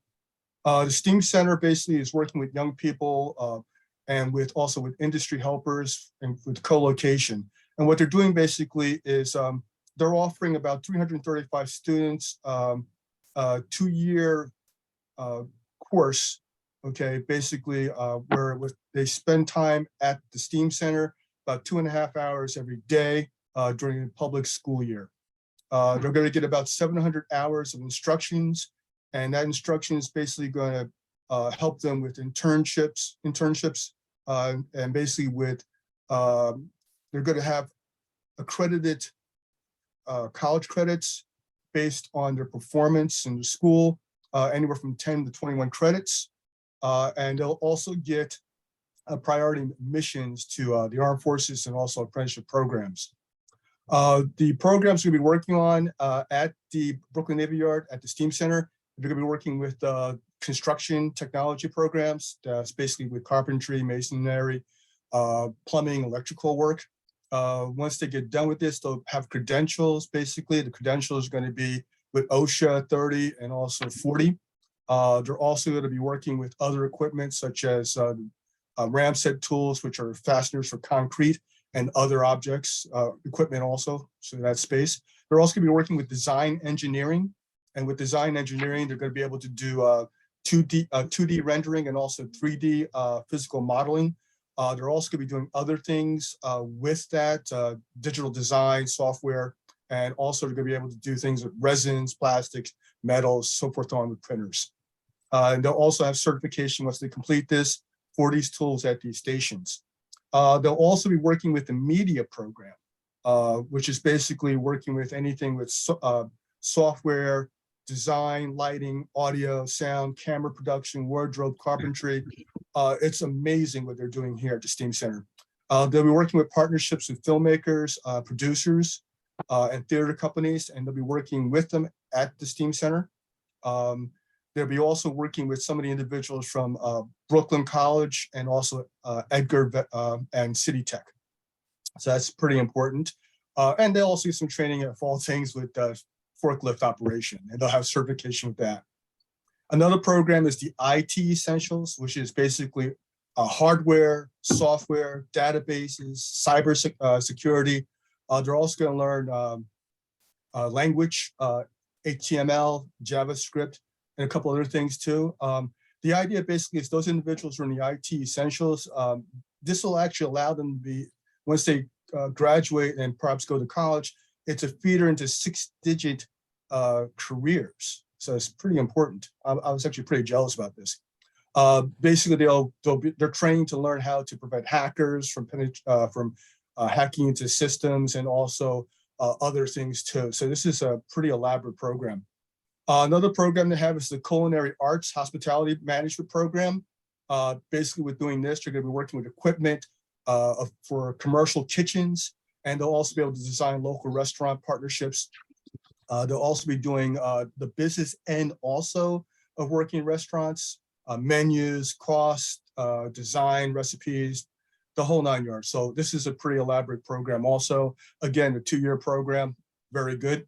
And finally, they're going to also get general professional development. So basically, they'll let them know how to do clock management, time clock management. Basically, they're going to offer them the ability to actually not only work in a restaurant, but run a restaurant and other services throughout all the different programs. Now, the bottom line is, of these students who graduate, 99% go to college. 1% of these students actually become either leave and become employed in the industry or go to armed services. And about 70% of them actually continue to go into jobs that they train for at the STEAM Center. So this is a pretty substantial program, a lot of potential. And they're looking possibly to, in the near future, to possibly double the size. Don't know exactly if this is going to happen, but currently right now, this is a 2-year program and it's pretty much open to all people who apply, time and space permitting. And that's my report. I have a question. Sorry, I was muted. Thank you very much, Mr. Flanoy. Any questions? Okay. Yes, I do, Hazra. Sally? Yeah, you mentioned the future program will accept anybody who applies. Is this only for young people or people in the industry could go in and retool or learn new skills? This is for high school. High school, okay. Yeah, and right now I think there are 8 schools that are involved that So, okay, participate. okay. Ms. Gustafson? Thank you. Just a quick question related to what Ms. Ali raised. I'm wondering if you know if the STEAM Center or the Brooklyn Navy Yard does OSHA trainings for adults. For folks who don't know, OSHA has a series of safety trainings that are required for any construction job. The entry is 10-hour OSHA training, but there's a maximum, I think, of 75 hours, which gets you the cushy site safety manager jobs. Do you know, Mr. Flanoy? I will leave that to Mr. Mulligan. He's the individual from the Brooklyn Navy Yard who can answer those questions. And he's probably going to give a report later on. Hi, doctors. This is Ethan. I will answer your question very, very quickly. The Employment Center does offer what they're called adult trainings, and they're open to members of the community. As far as OSHA 40 exactly, I'm not sure. They're always cycling with new trainings. So I will talk about the Employment Center in my remarks a little later, and I can give the website for that so you can reach out to them directly. Great, thank you so much. Thank you very much, Mr. Mulligan. Okay, any other questions for Mr. Flanoy? Okay, I guess I'm up next. Finance and Personnel Committee. I'm also chair of that committee. We haven't met. I think our last meeting was in September, and I did report at the last board meeting. But our next board meeting is going to be October 27th. So it'll be after the special meeting. And one of the things we're going to be concentrating on is staffing, getting the office staff in full complement. Amongst a few other things, but I could just, share that with you for the time being. But certainly after we get a district manager in place, the rest of it could fall in very, very easily. We have staffed the office several times before. The only thing is with the district manager position, according to our bylaws, that must be approved by the full board. All right, the Finance and Personnel Committee cannot just interview and hire someone without the permission of the full board. So that's about it from me. Any questions? Okay. All right. Mr. Sid Meier, Transportation and Public Safety Committee. Good evening, everyone. I want to recognize my co-chair, Esther Blount, and John Quint, who's the secretary. They're part of the leadership of the committee. We didn't meet last month, but DOT did notify us that they accepted our recommendation on Willoughby Avenue to end it at Washington Avenue. But they rejected all the other suggestions we made to change the time, and excuse me, they have not responded to the signage yet. They're checking to see whether the signage is uniform. They have notified us that the Gates Avenue triangle will go forward. And that's my report on that from DOT. The BQE engagement went on this week, last week and this week. In the live person, there were about 40 people present. On the online one yesterday, there were about 130. They're going over again on the engagement to try to come up with the plans that will improve the entire corridor from the Varazonas Bridge to the Kosciuszko Bridge. It's, as most people know, that it's a reopening of some things. They have expanded to include other city, other cities projects. And I highly recommend that you attend the central one, which will be, as mentioned, October 13th and 5th and 15th, or December 13th and 15th. And that is, if you notice on this, the engagement period begins now and goes to the into early 2024, which then the design will do and the implementation will go on. They are ongoing monitoring and repairs, and we received notice that, I don't know if it's this weekend or next weekend, that they plan to have only one lane open on the BQE while they make some more of the significant repairs. So Atlantic Avenue loading zones are being considered. And if you have some suggestions about the loading zones, I know I spoke to Sandy Balboza, and they've made some suggestions to DOT that you notify us so we can send it over to DOT. As I said, there is a meeting tomorrow night. We will be discussing the Dumbo trolley recommendation, or at least we're gonna have some information given to us about the Dumbo trolley. There are the traffic issues on Schermerhorn, specifically Schermerhorn and Bond. And if you have other specific suggestions and you're not on that committee about Schermerhorn, I would ask you to send them over either to Taya, me, Esther, or John, so we have them in front of us when we start discussing this tomorrow. And that's my report for tonight, and I'm happy to answer any questions that I can. Okay, thank you very much, Mr. Maya. Ms. Peterson? Hi, good evening, everyone. Nice to see all of you as always. I just have a quick question. Thank you, Sid. The issue that the residents of Walt Whitman houses are having as it relates to what was a free parking lot, good, bad, or indifferent, free parking lot under the BQE was closed for city bike operations. And there was some concerns from the community that they had made an effort to do sort of a community cleanup over there in that section, and that they in fact were not properly informed that this would be taking place. Can you shed some light on that? So that it said that it's used by Lyft to support city bike operations with no sort of date and which time that project would end.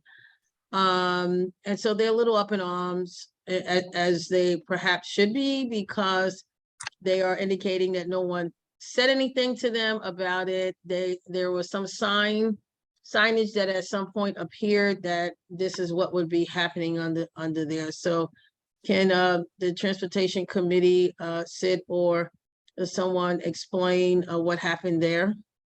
Well, we were just notified, like you were, we were just notified that it was happening. Right? Nothing that it was, excuse me, I'm just gonna hang up on this. Right? That we would just know that's all we were just notified. Nothing else. All right. Okay, was the just a follow-up to that, was the board office notified about that would be happening? Yes, we were told that we were just No, told. I mean the board, like Taya was Taya notified? Or I know you said that you were just No, informed that's how as we were well. I was notified through the board office. Oh, okay. We were just notified that it was a single for BQE to lift for repair station, and I believe it's temporary. I don't believe I believe it's seasonal. Right, but they don't have any dates. So sometimes seasonal, the season never ends. It's a season in perpetuity. So you know, I mean, I'm just sort of reading about it myself. And so I thought I would just, make the inquiry and to maybe get an understanding, or maybe I lost some information that was presented maybe before the transportation committee. But I, sometimes, it's easy to just put something somewhere, and it could be a little contentious to hold a community meeting to explain to the community that something would be coming, as opposed to just plopping it there after they have, in fact, made the investment to try to clean up what has been so filled with trash and filth for years. And they sort of, rallied up their efforts to try to clean it up, and then pops up something else on their cleanup, and so I was just wondering. He asked DOT to reach out, and obviously all they did was put up signs. We'll talk to DOT the next time we see him. Sorry. Okay, well, that's the apology to the community. I'm sorry that DOT doesn't give it. DOT is particularly difficult when we ask them things. I mean, they've always been, and it's nothing new. Okay, thank you. Kenzie? Hi, I just had a comment about the truck loading zones on Atlantic. I saw about this in the district-wide email that went out last Friday. It said that the proposal from DOT's proposal is to install truck loading zones on Atlantic. I believe it said from 4th Avenue to the BQE. Yes. And it said comments could be made to DOT at this link. So I went to that link and I put in a comment saying I support truck loading zones on Atlantic between 4th Avenue and the BQE. And the comment was rejected. But it was not, I did not identify specifically enough where I wanted a truck loading zone. So I put in another comment that said basically the same thing. And I said, I don't know what more information you want. This is what the community board said you guys are proposing. I'm trying to support your own proposal. And that was also rejected as insufficiently specific. It seems like if you are trying to give them comments in support of their own recommendation, and they are just rejecting them for what seems to me an arbitrary reason, I don't know what kind of a system this is. I can't tell you about it either. We have made some suggestions to them.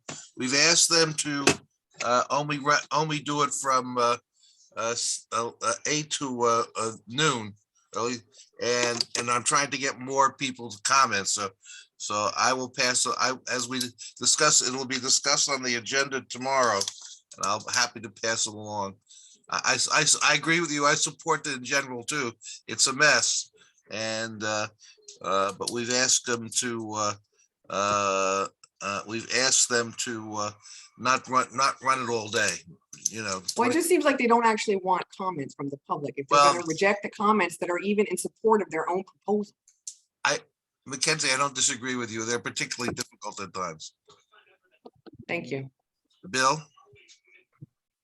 Yeah, thank you. Mr. Meyer, I was kind of curious. We've been talking about the BQE, especially the cantilever, for quite some time, and we've seen several designs. Do we have any representation to actually speak for Committee Board 2 in regards to that cantilever BQE? No. Or is that just something that we just? No, and it's an issue that I've raised with them. They have a council, and there is not a specific. They did not add a specific representative from CB2. There is there's at least one CB2 member on that, but he's not there as a CB2 member. They have one from CB10. I've raised the issue with DOT when they did the Brooklyn Queens engagement, right? We did have a specific representative, which was me, all right, and Lenny, and then I represented both Bourne Hill and the local city councilman. But at this point, they have not. And I volunteered. You should know I volunteered to be on it too. But I've raised the issue with DOT. I have not gotten the response other than the fact I've also raised the issue that they have not updated us on the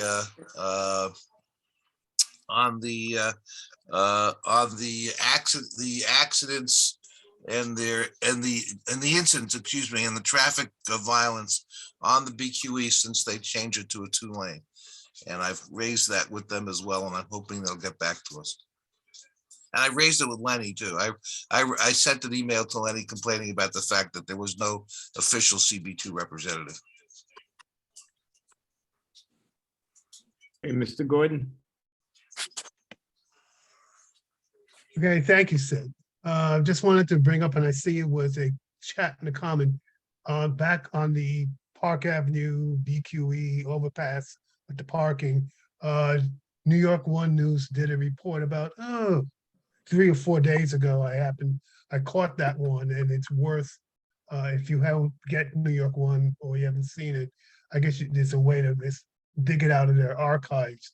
But that's one that's worth taking a look at. It was a pretty good report, and it showed a lot of the people who are concerned about losing their parking, and the whole city bike matter. Thank you, Carlton. Yes, Sarah.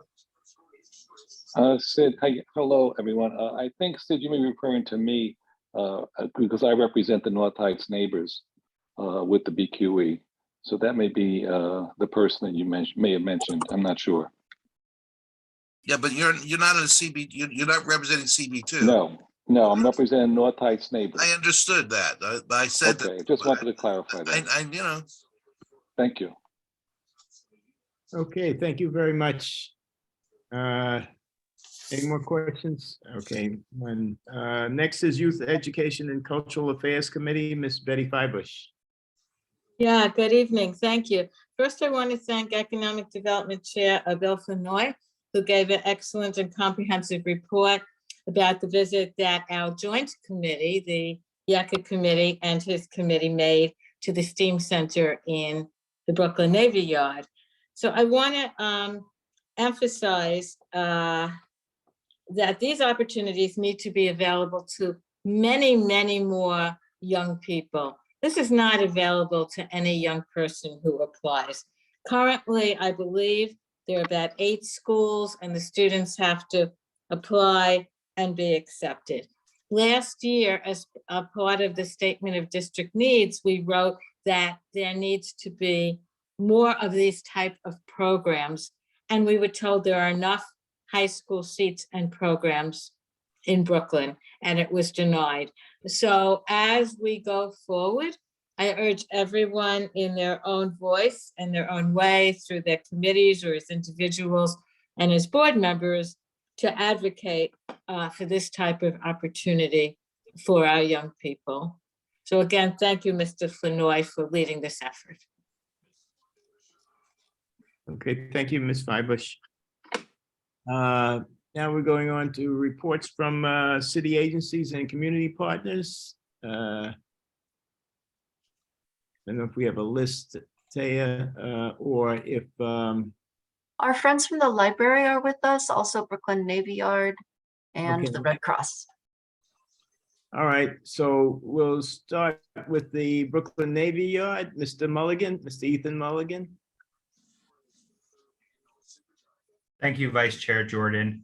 I'm running a little late from another community meeting, so I'm going to put a bunch of the stuff I talk about in the chat after I talk. So I just wanted to go through the remarks first. I wanted to thank Ms. Feibush for correctly noting that Mr. Flournoy had a very comprehensive report. So I just want to echo her sentiments on that and thank her for that. I do want to note Ms. Zoller-Gringer did correctly point out about the 8 feeder high schools, which Ms. Feibush then spoke about. And then I do want to touch on some things that I hope answer Ms. Ali's question and Ms. Karstarfin. Thank you so much, CB2 and the committees, for your visit to the Navy Yard. We really enjoyed hosting you. So happy you could see the STEAM Center. As folks said, it's a DOE high school. There's 8 feeder schools in the hyper-local district. I'm not going to be able to name all of them, but off the top of my head, just Bedford Academy, Boys and Girls, Star Academy, Banneker, Westinghouse, The global citizens, I know I may be missing or mispronouncing some of those. I apologize. But it is for juniors and seniors in those Medgar age fees. Evers. Medgar Evers, thank you. And maybe we're missing one there. And I can say to Mr. Flanoy's point, I don't speak for the DOE or the SCA, but I will say there that it looks very good for an expansion of this program at the Brooklyn Navy Yard, which would more than double the number of students that these programs are available to. For those of you who are like me and were lost when you first heard CTE high school, you may know it as vocational high school, but these are students who are working with their hands, working with their minds, and as Mr. Flanoy said, over 99% still going to secondary education in a college setting, but also using these accreditations that he mentioned, these certifications that they come out with as they're in college to work jobs that allow them to get through college. So it's helpful in so many ways. And the 5 pathways are, as Mr. Flanoy said, design, construction management, design and engineering, film and media, IT, including cybersecurity, and culinary. So these are amazing pathways where the students are learning so much in the classroom, and then also being co-located on the Brooklyn Navy Yard with over 500 businesses, most of them in the manufacturing sectors that they're working in, allows them a lot of benefits, including sometimes interning with the Brooklyn Navy Yard Development Corporation, who I work for, and also interning for yard businesses. And then just to Ms. Karstarfin's point, the workforce development arm of the Brooklyn Navy Yard Development Corporation has 2 real sections. One is education and is focused on the STEAM Center and internships for the kids at the STEAM Center, and then internships for college students, which is just what I'll mention after this. And then the other arm is the Employment Center and the adult training programs and all those things that folks who are 18 plus who are members of our community can all participate in. The Employment Center at Building 92, they do have their weekly information session. That's at 10 a.m. and 2 p.m. So try to tell folks to arrive about 15 minutes beforehand. So 10 a.m. and 2 p.m. at the Brooklyn Navy Yard, Building 92, which is at the corner of Flushing and Carlton. And so that's a walk-in. And you can learn about all the types of services the Employment Center offers, all the types of jobs at the Navy Yard. And once you get in that system, even if there's not the right job today for you, you can still be in line for some of those other opportunities. So there's the Employment Center and the adult training, and then the CTE high school and the internships. And the internship program, I just need to grab it in a second, but the link to that, our spring internship program is coming up. I think the application opens in about 2 weeks. And so there's you can express your interest and they'll send you it when it's available. So I'll put that in the chat, the link to that. I think it's interviewing like November and December, January it starts. That is for students can apply if they live in Brooklyn and go to college, or are a college student are going to a Brooklyn college. So either go to school in Brooklyn or live in Brooklyn, you can apply for that internship program. The big one is the summer one for us, but we do have spring and fall now. And then the last thing I'll mention is Open House New York is this weekend. If you are a regular to Open House New York, you know it as Oni weekend is coming up. It's a great way to get inside spaces that you normally can never do. Started small, grew big. We're one of the sites now. We have a lot of tenants opening their doors to you, tenant businesses that you can go inside. I think the tours, there was one in the STEAM Center and Nanotronics, if you know them, other places on the yard. Those are, I think they did the lottery already, but you can still do general sign up. So it's this Saturday, Building 77. That's at Flushing and Vanderbilt. So Building 77, Flushing and Vanderbilt this Saturday, 12 to 6. There's open studios. Artists have opened their studio in Building 77, other people. So you can go inside the studios. You can come down. The food and beverage places will be open. So we really hope you join us for Open House New York this Saturday. And I will drop the internship link in the chat. And then very last thing, I went on a little this evening, so my apologies for that. This will be my last meeting at CB2 for 2 to 3 meetings. depending on how the calendar runs. I'm going out on paternity leave. This is me and my wife, our first. Our son is due November 9th, officially. Thank you all. I see you're in your squares. Thank you for your celebration. And so we will, we're working on his calendar right now, but I plan to go on, I plan to go out November 9th-ish. So I'll be out for 2 to 3 meetings. We will have somebody from the Brooklyn Navy Yard attend. And if you ever need to reach out to me, I'll put my information in the chat. My out of office message will have like other folks' email addresses on the yard who might be helpful in the types of things that you're looking into. So thank you for letting me go on a little longer, and I return it to Vice Chair Jordan. Thank you very much, Mr. Mulligan, and congratulations to you and your wife. And I think Ms. Peterson has a question. Hi, good evening. Thank you so much, Mr. Mulligan, and congratulations to one of the best blessings that you can possibly have in your life. And so good for you, to you and your wife. I just wanted to say a couple of things. We, as the co-chair of the Economic Development and Employment Committee, there was a very close relationship, and we were often filled with information that we can share with the community. However great the Navy Yard is doing with their workforce programs and all of their other programs, if we're not able to get it out to people, then I'm not sure what the point would be if there are no people who can benefit from the programs because they don't know about them. And so I wanted to ask, it seems that the outreach to the community board, at least to the committee, perhaps, and I don't know where else that outreach is taking place, but it is important for us to be consistent in that outreach. Otherwise, I don't know what's going on. And the community, if I don't know, I'm assuming the community doesn't know unless someone else is delivering that information. And so as the co-chair of the committee, I'm sure my chairperson and myself would love to make that connection, or perhaps he has been in touch. I don't know. But I would like a response to that and the statistics of in terms of your employment center, like how many jobs have been flowing through there, or job announcements that the community could be taking advantage of, and those who have taken advantage of it, of those jobs, how many people are actually successful in terms of going through the process and getting work, and what's on the horizon. I know Wegmans is still hiring, and they're opening in Manhattan, so they're even hiring people to even work in Manhattan. So what else is going on that would be good for us to know to help the Navy Yard in that partnership that we have to share with the people?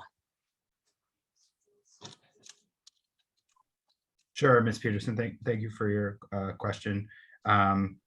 I agree with you that none of these jobs at the yard and other economic opportunities and other resources are worth what they're worth unless they're being correctly communicated. So I think, we had our workforce development team had some attrition. A lot of you who work right now know how the pandemic messed with us all. We've got some great new people in there, some great new talent. So I want to put them in touch with you and Mr. Flinoy and have them come and give you a report, including, when previously, Regina Napoleon Lindsay, I know was a great contact for you with your committee.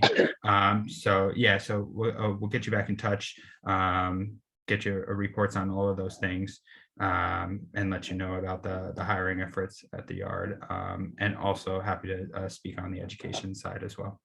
Yeah, thank you so much for that. I appreciate it. Yeah, Ms. Peterson, we actually, I had a discussion with Ethan about this very topic at the meeting just prior to the meeting last week. So we're going to be getting together and having this discussion. I was just letting people land before we could actually start talking. So this is something that's definitely on the agenda. Okay, thank you very much. Absolutely. Thank you very much, Mr. Mulligan. Thank you, Mr. Yeah, thank you, Mr. Florian, Mr. Peterson. And yeah, we talked about that meeting. We're excited to set that up. I might not be there personally, but you know, we've got the great workforce development team, especially new members, and love to get them there with you. And I have to let people know, it's not like I was at the meeting sleeping. I was unable to attend. So I was excused. It's like, wasn't you there, Ms. Peterson? No, I wasn't able to be there. So thank you, Deb. Thank you all very much. Okay, Brooklyn Public Library, could you raise your hands, your electronic hands? Those of you that are, okay, Tracy is here. Anybody else, Tracy? So you can start off, Tracy. It's just gonna be me, I'm afraid. Okay. Hi, good evening, everyone. Tonight, it will just be me, but we have a lot going on at the different locations.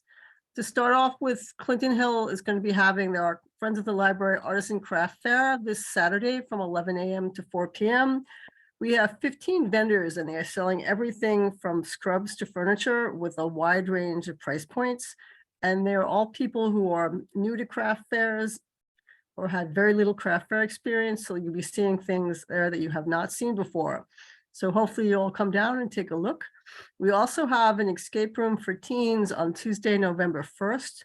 I'm going to be putting a link in the chat about the event. The teens can come into the building and sign up to go through the escape room. We'll be going through in like teams of about 4 or so, between 4 and 8 p.m.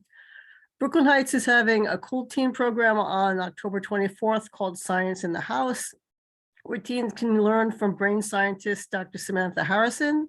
They've just started their robotics league for kids, and for adults, they're having an author talk with James Hanahan and Jeremiah Moss. I'll put links in the chat for that. Walt Whitman is having an information meeting on Tuesday, November 15th from 6 to 7 in person at the Walt Whitman Library.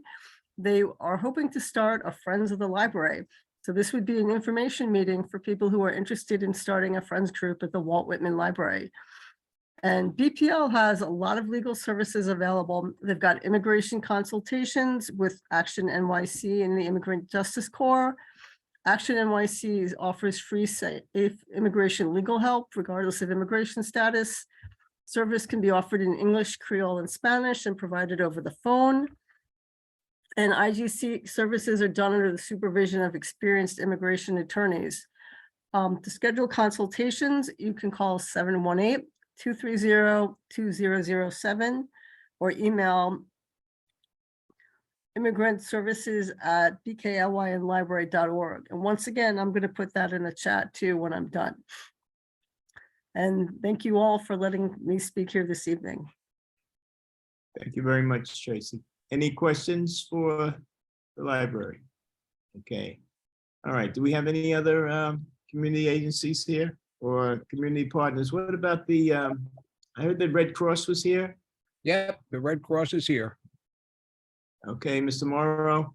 Hi, good evening, Vice Chair Jordan, ladies and gentlemen. My name is Richard Morrow, and I'm the Greater New York Red Cross Community Relations Ambassador for Community Board 2. Around the country, there are presently 33 disaster relief operations. 29 are in the midsection and eastern region of our country. All are climate change related. Presently on the East Coast, we have deployed 1,900 Red Crosses from around the country to aid those affected by Hurricane Ian. More than 100 of our fellow New York Red Crosses have deployed to Florida, Puerto Rico, and Alaska. In Florida, hundreds of people remain in shelters more than 2 weeks after Hurricane Ian devastated the state. In Puerto Rico, some people are still living without power and thousands more have no running water. In Alaska, the Red Cross deployed disaster teams to 27 rural communities by plane after Typhoon Merbok struck, causing powerful flooding which destroyed much of their infrastructure. A recent report published from the AGU, that's the Advancing Earth and Space Science Academy, stated that the U.S. Atlantic coast has become a breeding ground for supercharged hurricanes, which are likely to batter coastal communities even harder if the world remains hooked on fossil fuels. This rapid intensification has led to storms gathering strength so quickly, it has become increasingly difficult to provide timely warnings and evacuation orders to residents. The climate catastrophe is already afflicting the youth of the world.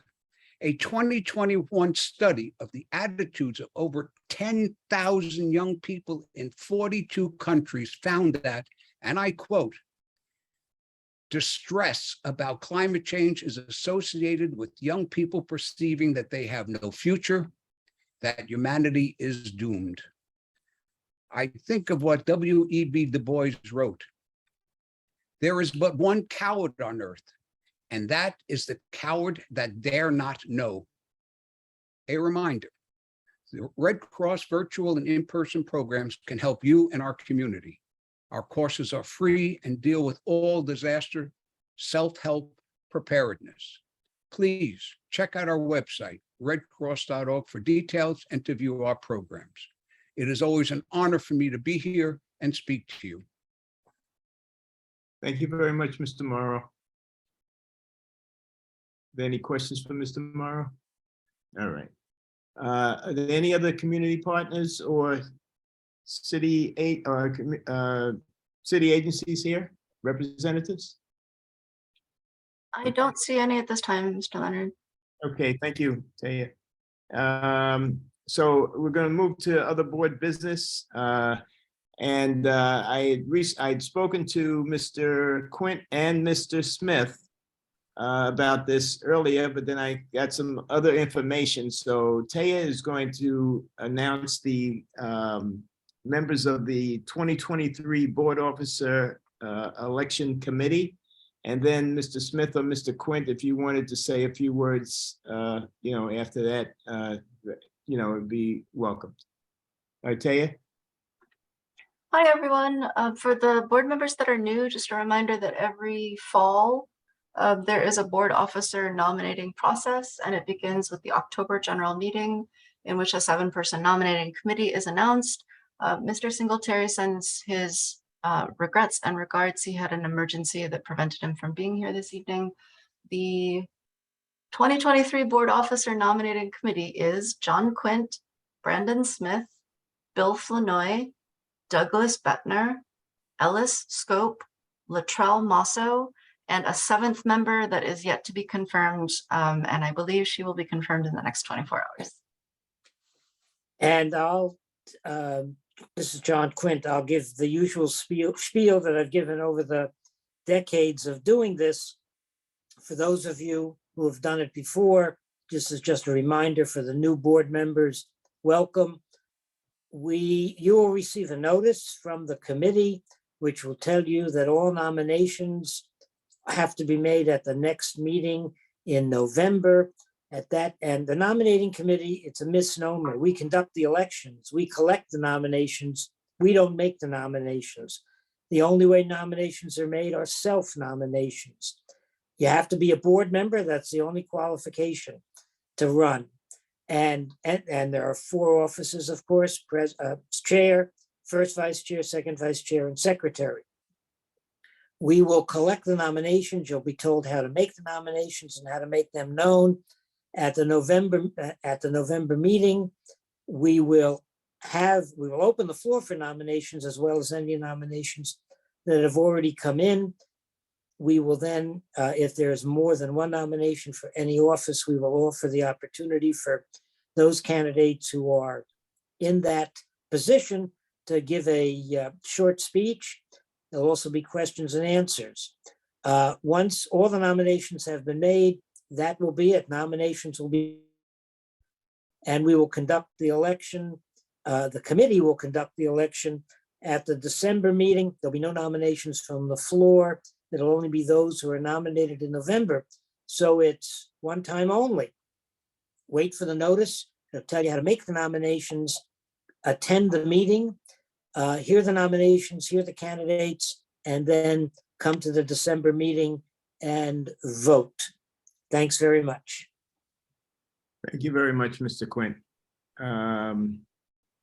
Okay, Taya also has some information on the fiscal year 24 needs, the CD needs final review. Oh, I thought we might have a question, Mr. Jordan, on the. Oh, I'm previous item. sorry.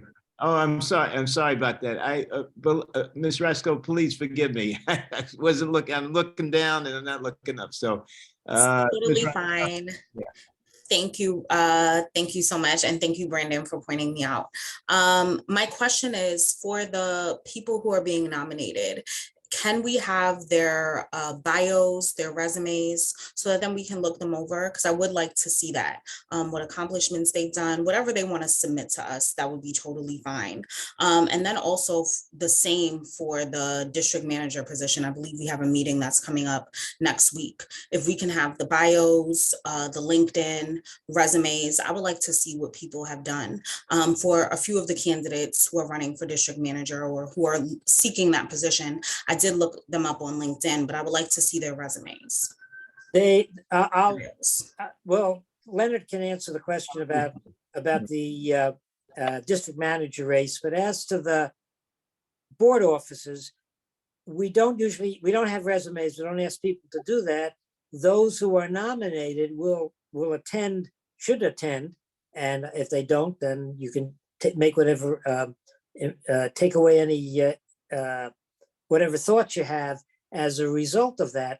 But the members who, if there is a contest, then certainly we'll ask each of the candidates to give their resumes and tell us why they should be chosen. But we have not asked, we don't have formal resumes. We all, those who have been here for 1 or more years or for decades, as many of us have, we sort of know everybody. And we know from what committees they serve and what they say at the meetings, but we don't ask for formal resumes. Because it's an election, and you make your choice based on how you feel about the candidates and what they tell you when they give their speeches, should there be a contest between them. Because if there is no contest, they're automatically elected. As to, I'll toss it back to Leonard, as to the resumes for those who are running for district manager. Okay, so Ms. Rasko, just to give you a little backstory on this. This is something we started back in, it wasn't July, it was before that. I think it was May or maybe even before. Yeah, I think it was May that we had our first meeting. The first meeting, we couldn't get a majority vote. All right, we had the candidates there. July, we met again to try to elect the district manager, and we couldn't get quorum at that time. So I understand your concern, and you weren't here at that time. And I believe now, if I'm not, maybe somebody can remind me, I believe that we sent out information before. And if we did, we will definitely do that again. All right, for the candidates that are going to be for the selection of the district manager. And that's why I'd ask people to respond, that they would be, whether they were coming or not. All right. And does anybody remember from the F&P committee that we sent out the information? Yes, you did. Yeah, Okay. All right. So Ms. Rasko, we will do that again. All right. I'll make sure that happens so that those that were not on the board at that time at least have some information to go by. Okay. Awesome. Thank you. Jordan. Thank you. Yes. All right. Yeah, Miss Sally. Yeah, this second time we had this meeting, we had a miserable turnout.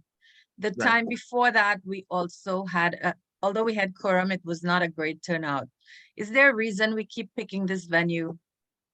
Well, I believe that I have all, I mean, not hopes, but I'm pretty sure that we're going to have enough people that are going to be here. The reason why we picked that venue, now this is another thing too, is because it was easy for us to get the venue without having to pay for a venue. All right. After the pandemic, there are a lot of these places that used to, I guess, let the community board meet there without charging a fee, or they have closed down, access Okay. So it's easier for us to get Bishop Lachlan because actually Mr. Singletary has had, relationship with them in the past. So it was easier for us to get Bishop Lachlan and we didn't have to pay a fee for it or whatever also. So If I I might, don't mind because it's 4 blocks from where I live, but I'm concerned about the turnout because it's so far away from where the rest of the community lives. right. Well, I understand that, but also, I mean, if we had, there's no one place that's going to be near everybody. Metro Tech. Well, it's not going to be near everybody, not where they live. You know what I Fair mean? enough, So- it's all right. I think another reason it was chosen is it's a very large venue, and Space, because of COVID, people could spread out. That's That was another reason also, right? Yeah. And we want. I'd like to, as a member of the committee, I want to add to my colleagues as well. Initially, when we were looking at sites, some of the universities and other places insisted on like temperature taking masks and other COVID situations. And according to the open meeting laws, we have to allow all of our members in and our bylaws, and that was all checked, legally. So we can't be in a place that insists that people have a vaccination because we're not sure and we're not asking all of our members those matters. So in those times, in March and April, when we were organizing the meeting, those considerations were in the forefront. Okay. Mr. Flournoy. You're muted. Mr. Jordan, I just want to emphasize to all of the board members present and not present, we need to get quorum. I Right. strongly suggest everyone attend. I really don't want to continue to put such a strain on the board office because we should have at least 3 people working there with 1 part-time. Right. And we are substantially understaffed. So we definitely need quorum. Please, everyone. Well, everyone I give my apologies. I cannot make it on that day. I wish I could be there. Can I give my proxy votes? Can I give my vote? No. Everybody Excuse needs me, to know time out, folks. Let's not have a back and forth, all right? Let's have an orderly meeting. Thank you so much for your comments, Mr. Flournoy. Ms. Ali, I know your thoughts and your heart is with us. Everybody can't make the meeting, but we try to get as many people as possible to make sure that we have over quorum so that actually when we have a vote, that we have a definite majority so that we're able to elect the district manager. And this I just is want only to a add one-shot. that This is only, the wait a minute, people- let me finish. This is only a one-shot deal. This is the only time that we'll ever have to get together like this in a special meeting to elect a member of the office staff is for the district manager position. I think I mentioned that before. So that's why it's so very important. So Ms. Fibus? Yeah, I just wanted to share that many of the committee chairs and other leaders and people on the F&P committee are reaching out, calling and emailing members.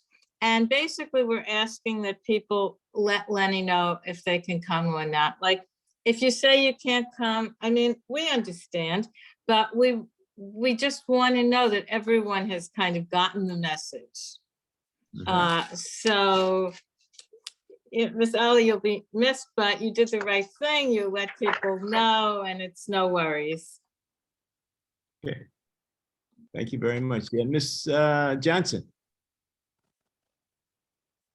Hi, good afternoon, everyone. Good evening. I just had a question in regards to attendance. Is there any way that the board members can be notified at least 24 hours prior to if quorum possibly could be assumed to be made? I think that's something that would help us all out to know if we have to come in, then if it has to be adjourned again, because that's what has happened in the past. So there's any way that a notification can be done at least the day of saying, hey, we haven't gotten enough confirmations for attendance, we may have to adjourn, or does it have to be done in person?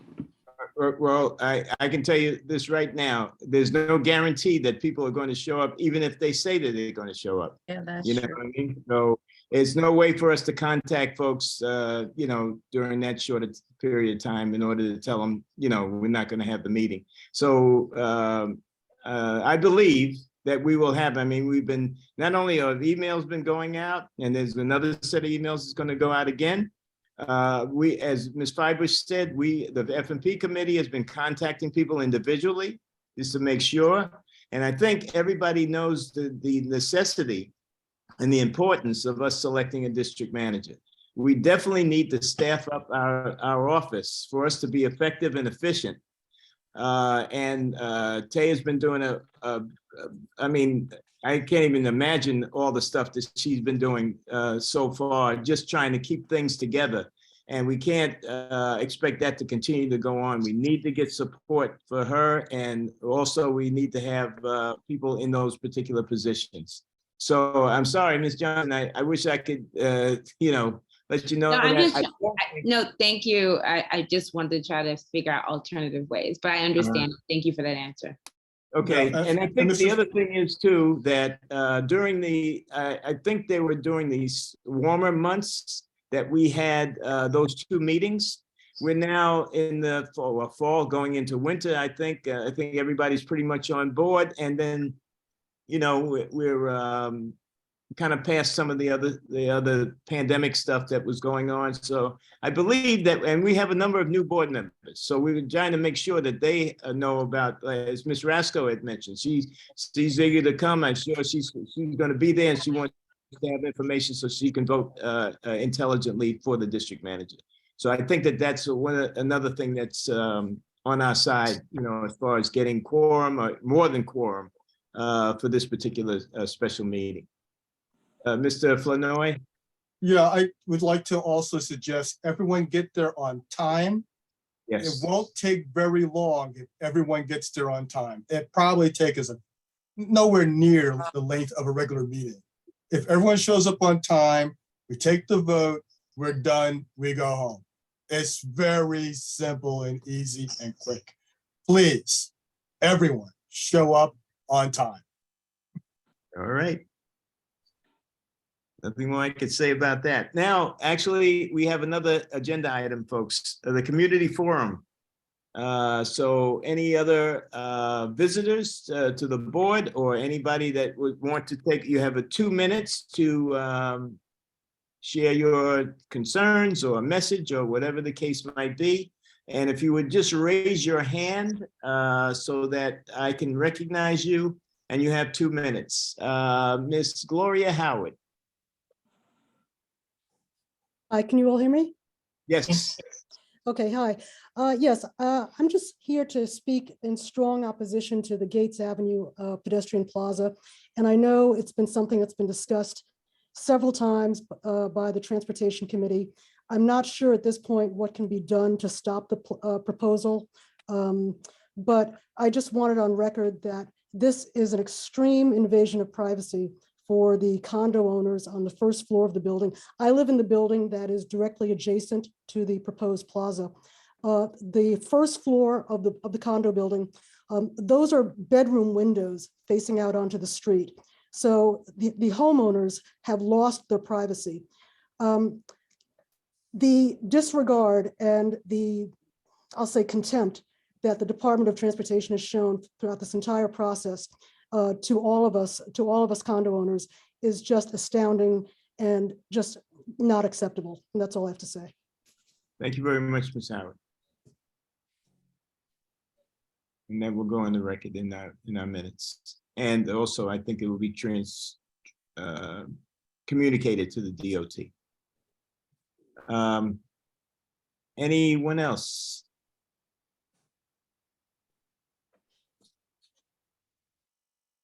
Okay. So we've reached the end. Is there any other business to come before this committee? This board? Yeah. I Yeah. thought we were going to talk about the Oh, I'm sorry. Yes. final review Yes. of the district needs. District needs. Yes, I'm sorry.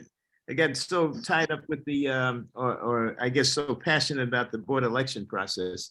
I forgot all about it. So, yes, Ms. Mueller. Okay, we're gonna do this real fast and then I'm gonna email it to you for closer examination. 1 second.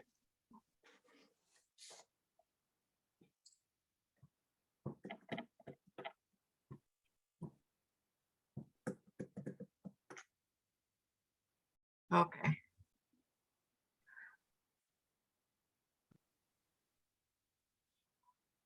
So just to place us back into this discussion, this is an annual exercise that we do every year. It gets more it's been more confusing this year because there are now 3 avenues for participatory budgeting, right? This is the longest standing one. My recommendation is that next year we start and complete it in the spring so that it is fully done and serves to feed the 2 newer participatory budget avenues, which both of the council member offices discussed today. There's the citywide participatory budgeting, and there's the councilmanic participatory budgeting. Our CD needs is submitted to the Department of City Planning. City agencies are required by the city charter to respond to each of our requests, and elected officials are reference this to inform their understanding of the neighborhood level needs. These are the Department of City Planning policy categories. Just as a refresher, there are 7 of them. These are not all of the agencies in the city. These are just the agencies that have elected this year to participate in this process. So we're going to get a response from each of these agencies at some point, usually in around January.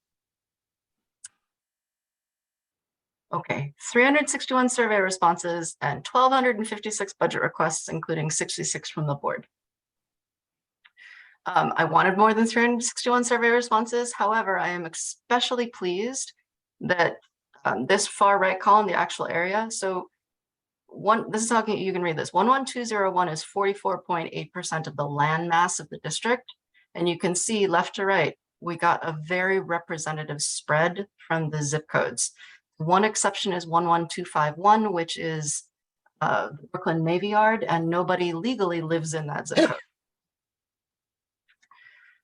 Okay, so survey priorities. There were 7 categories. Here's the first one. I'm going to speed through this and then I'll email this out for you to review on your own. This was one of the few categories where there was extreme agreement. If this had a headline, it would probably be rats and trash.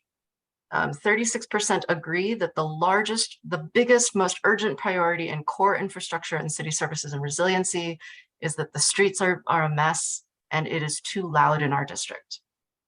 Then there's a statistical jump down to the next categories: air quality and pollution, preparedness for extreme weather, environmental concerns affecting citizens, which I'll unpack in a later category, and some organic waste collection and composting programs. 3% represents about 20 people. So below that line, there were just a lot of single issue suggestions. Core, most urgent priorities in healthcare and human services.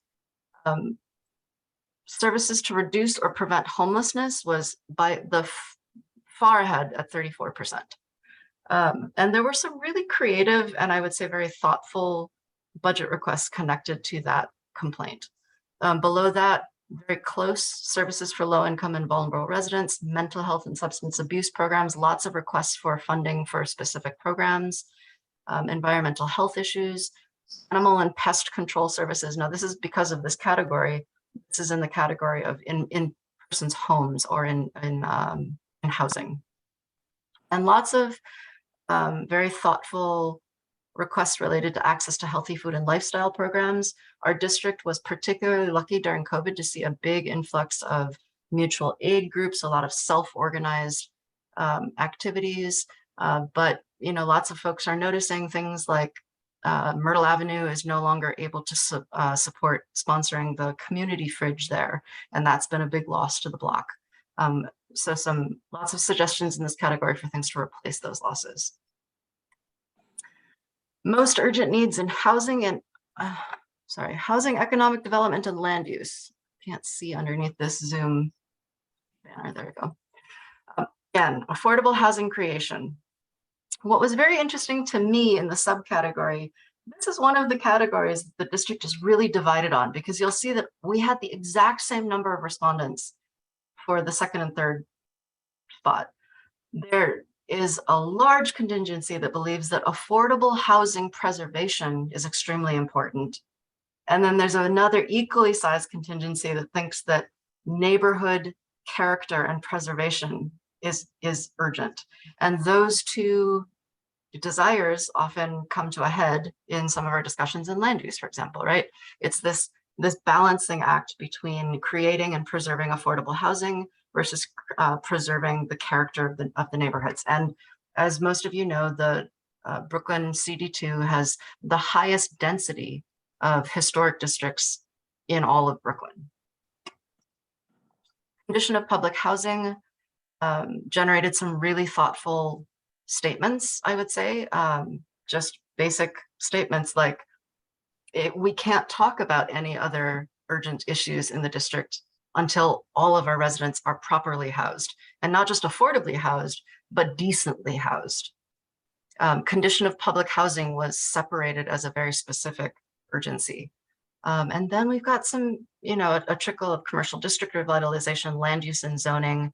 I hope you're all paying attention to the City of Yes proposal, the mayoral City of Yes proposal.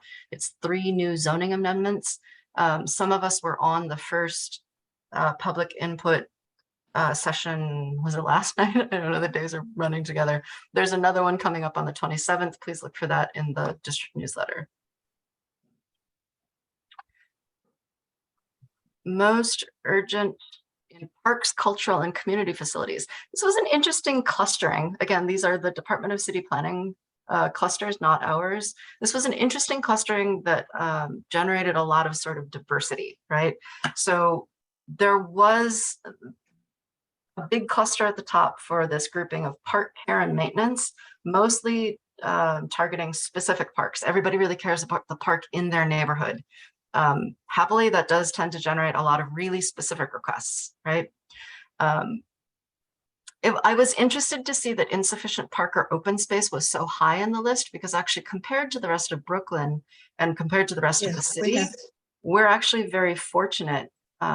We have significant density of park and open space, but we also have a significant density of humans. So the district is saying that they still want more. Specifically, lots of requests. Every single zip code wants more dog parks. And what is interesting is I saw that request coming from not just from dog owners, but also from non-dog owners who are saying, there are too many dogs in my park where I do not have a dog. And so I want those dogs to have their own place to go that is not my park. So maybe that's a point of agreement. Interesting, again, street tree and forestry services and maintenance. I would say anecdotally, given the calls that we get at the office, our district is very unevenly serviced for street tree and forest services and maintenance.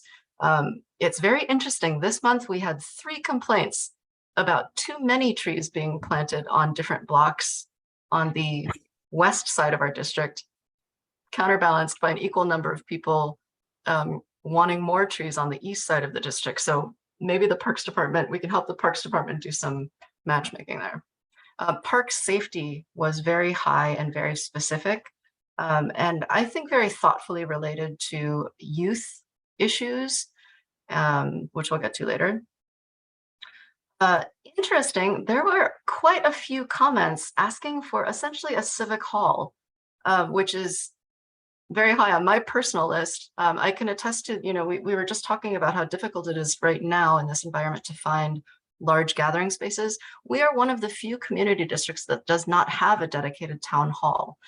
We had at least a dozen very specific requests for a capital project for a multi-generational youth and senior space that could serve as a civic center. And I think that is just a really interesting idea and perfectly suited to the capital budget request.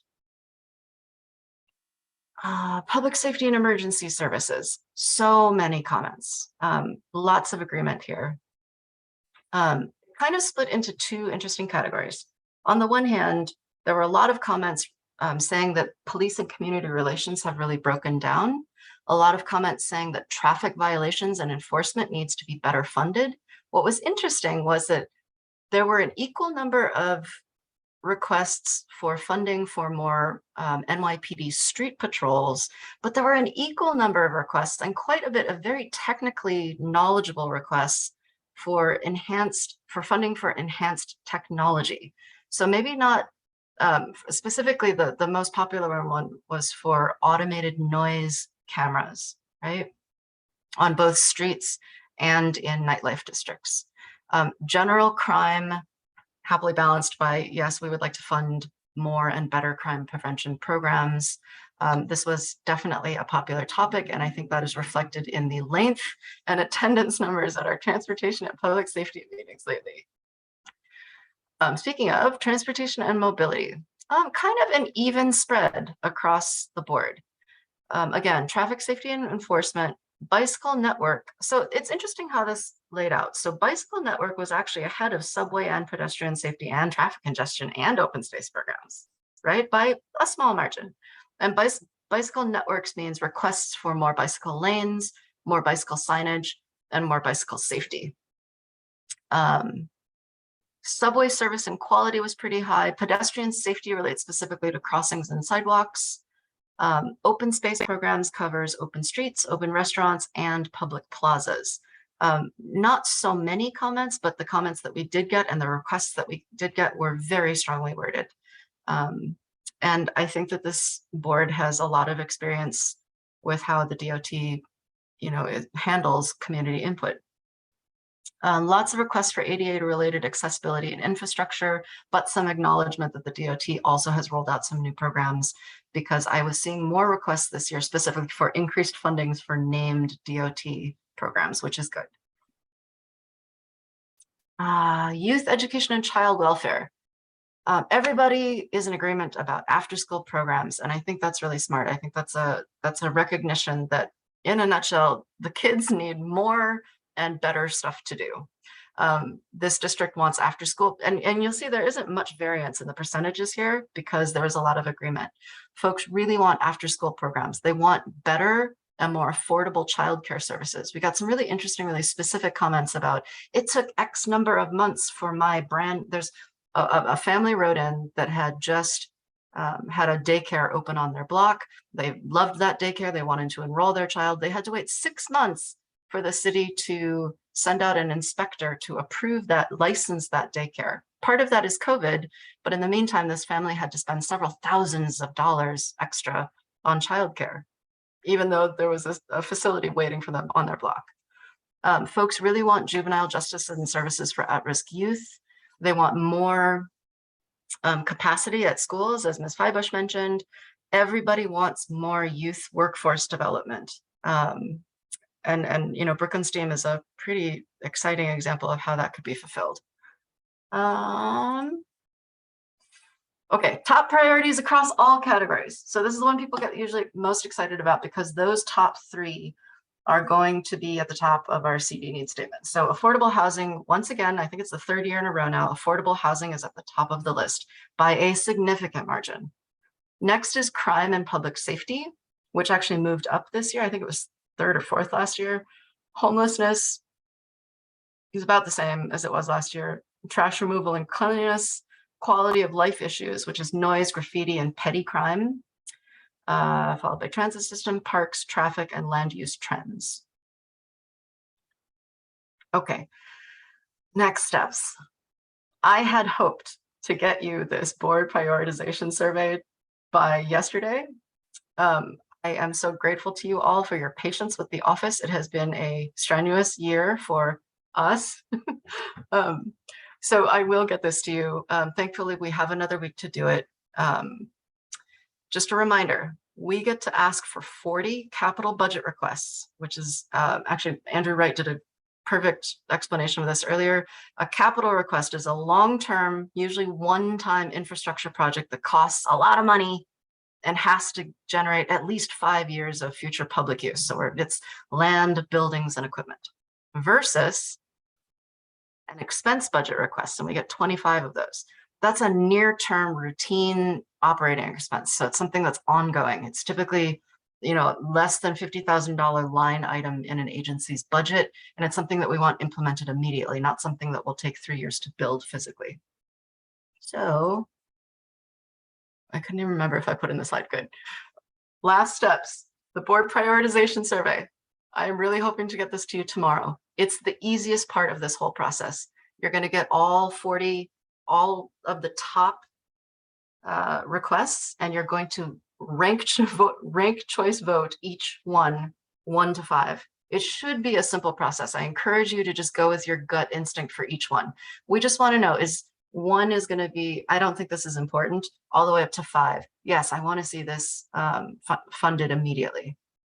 So you guys will have about 6 days to get that back to me. Coincidentally, everything's happening on Tuesday, the 25th. Then I will have about 5 days to get the final packaged presentation, which ends up being like a 50 to 80 page, 2-inch book, goes to the DCP by Halloween. That is the deadline every year. And then we wait for agencies to respond to each of those requests sometime later this winter. And then our requests get folded into the city budget.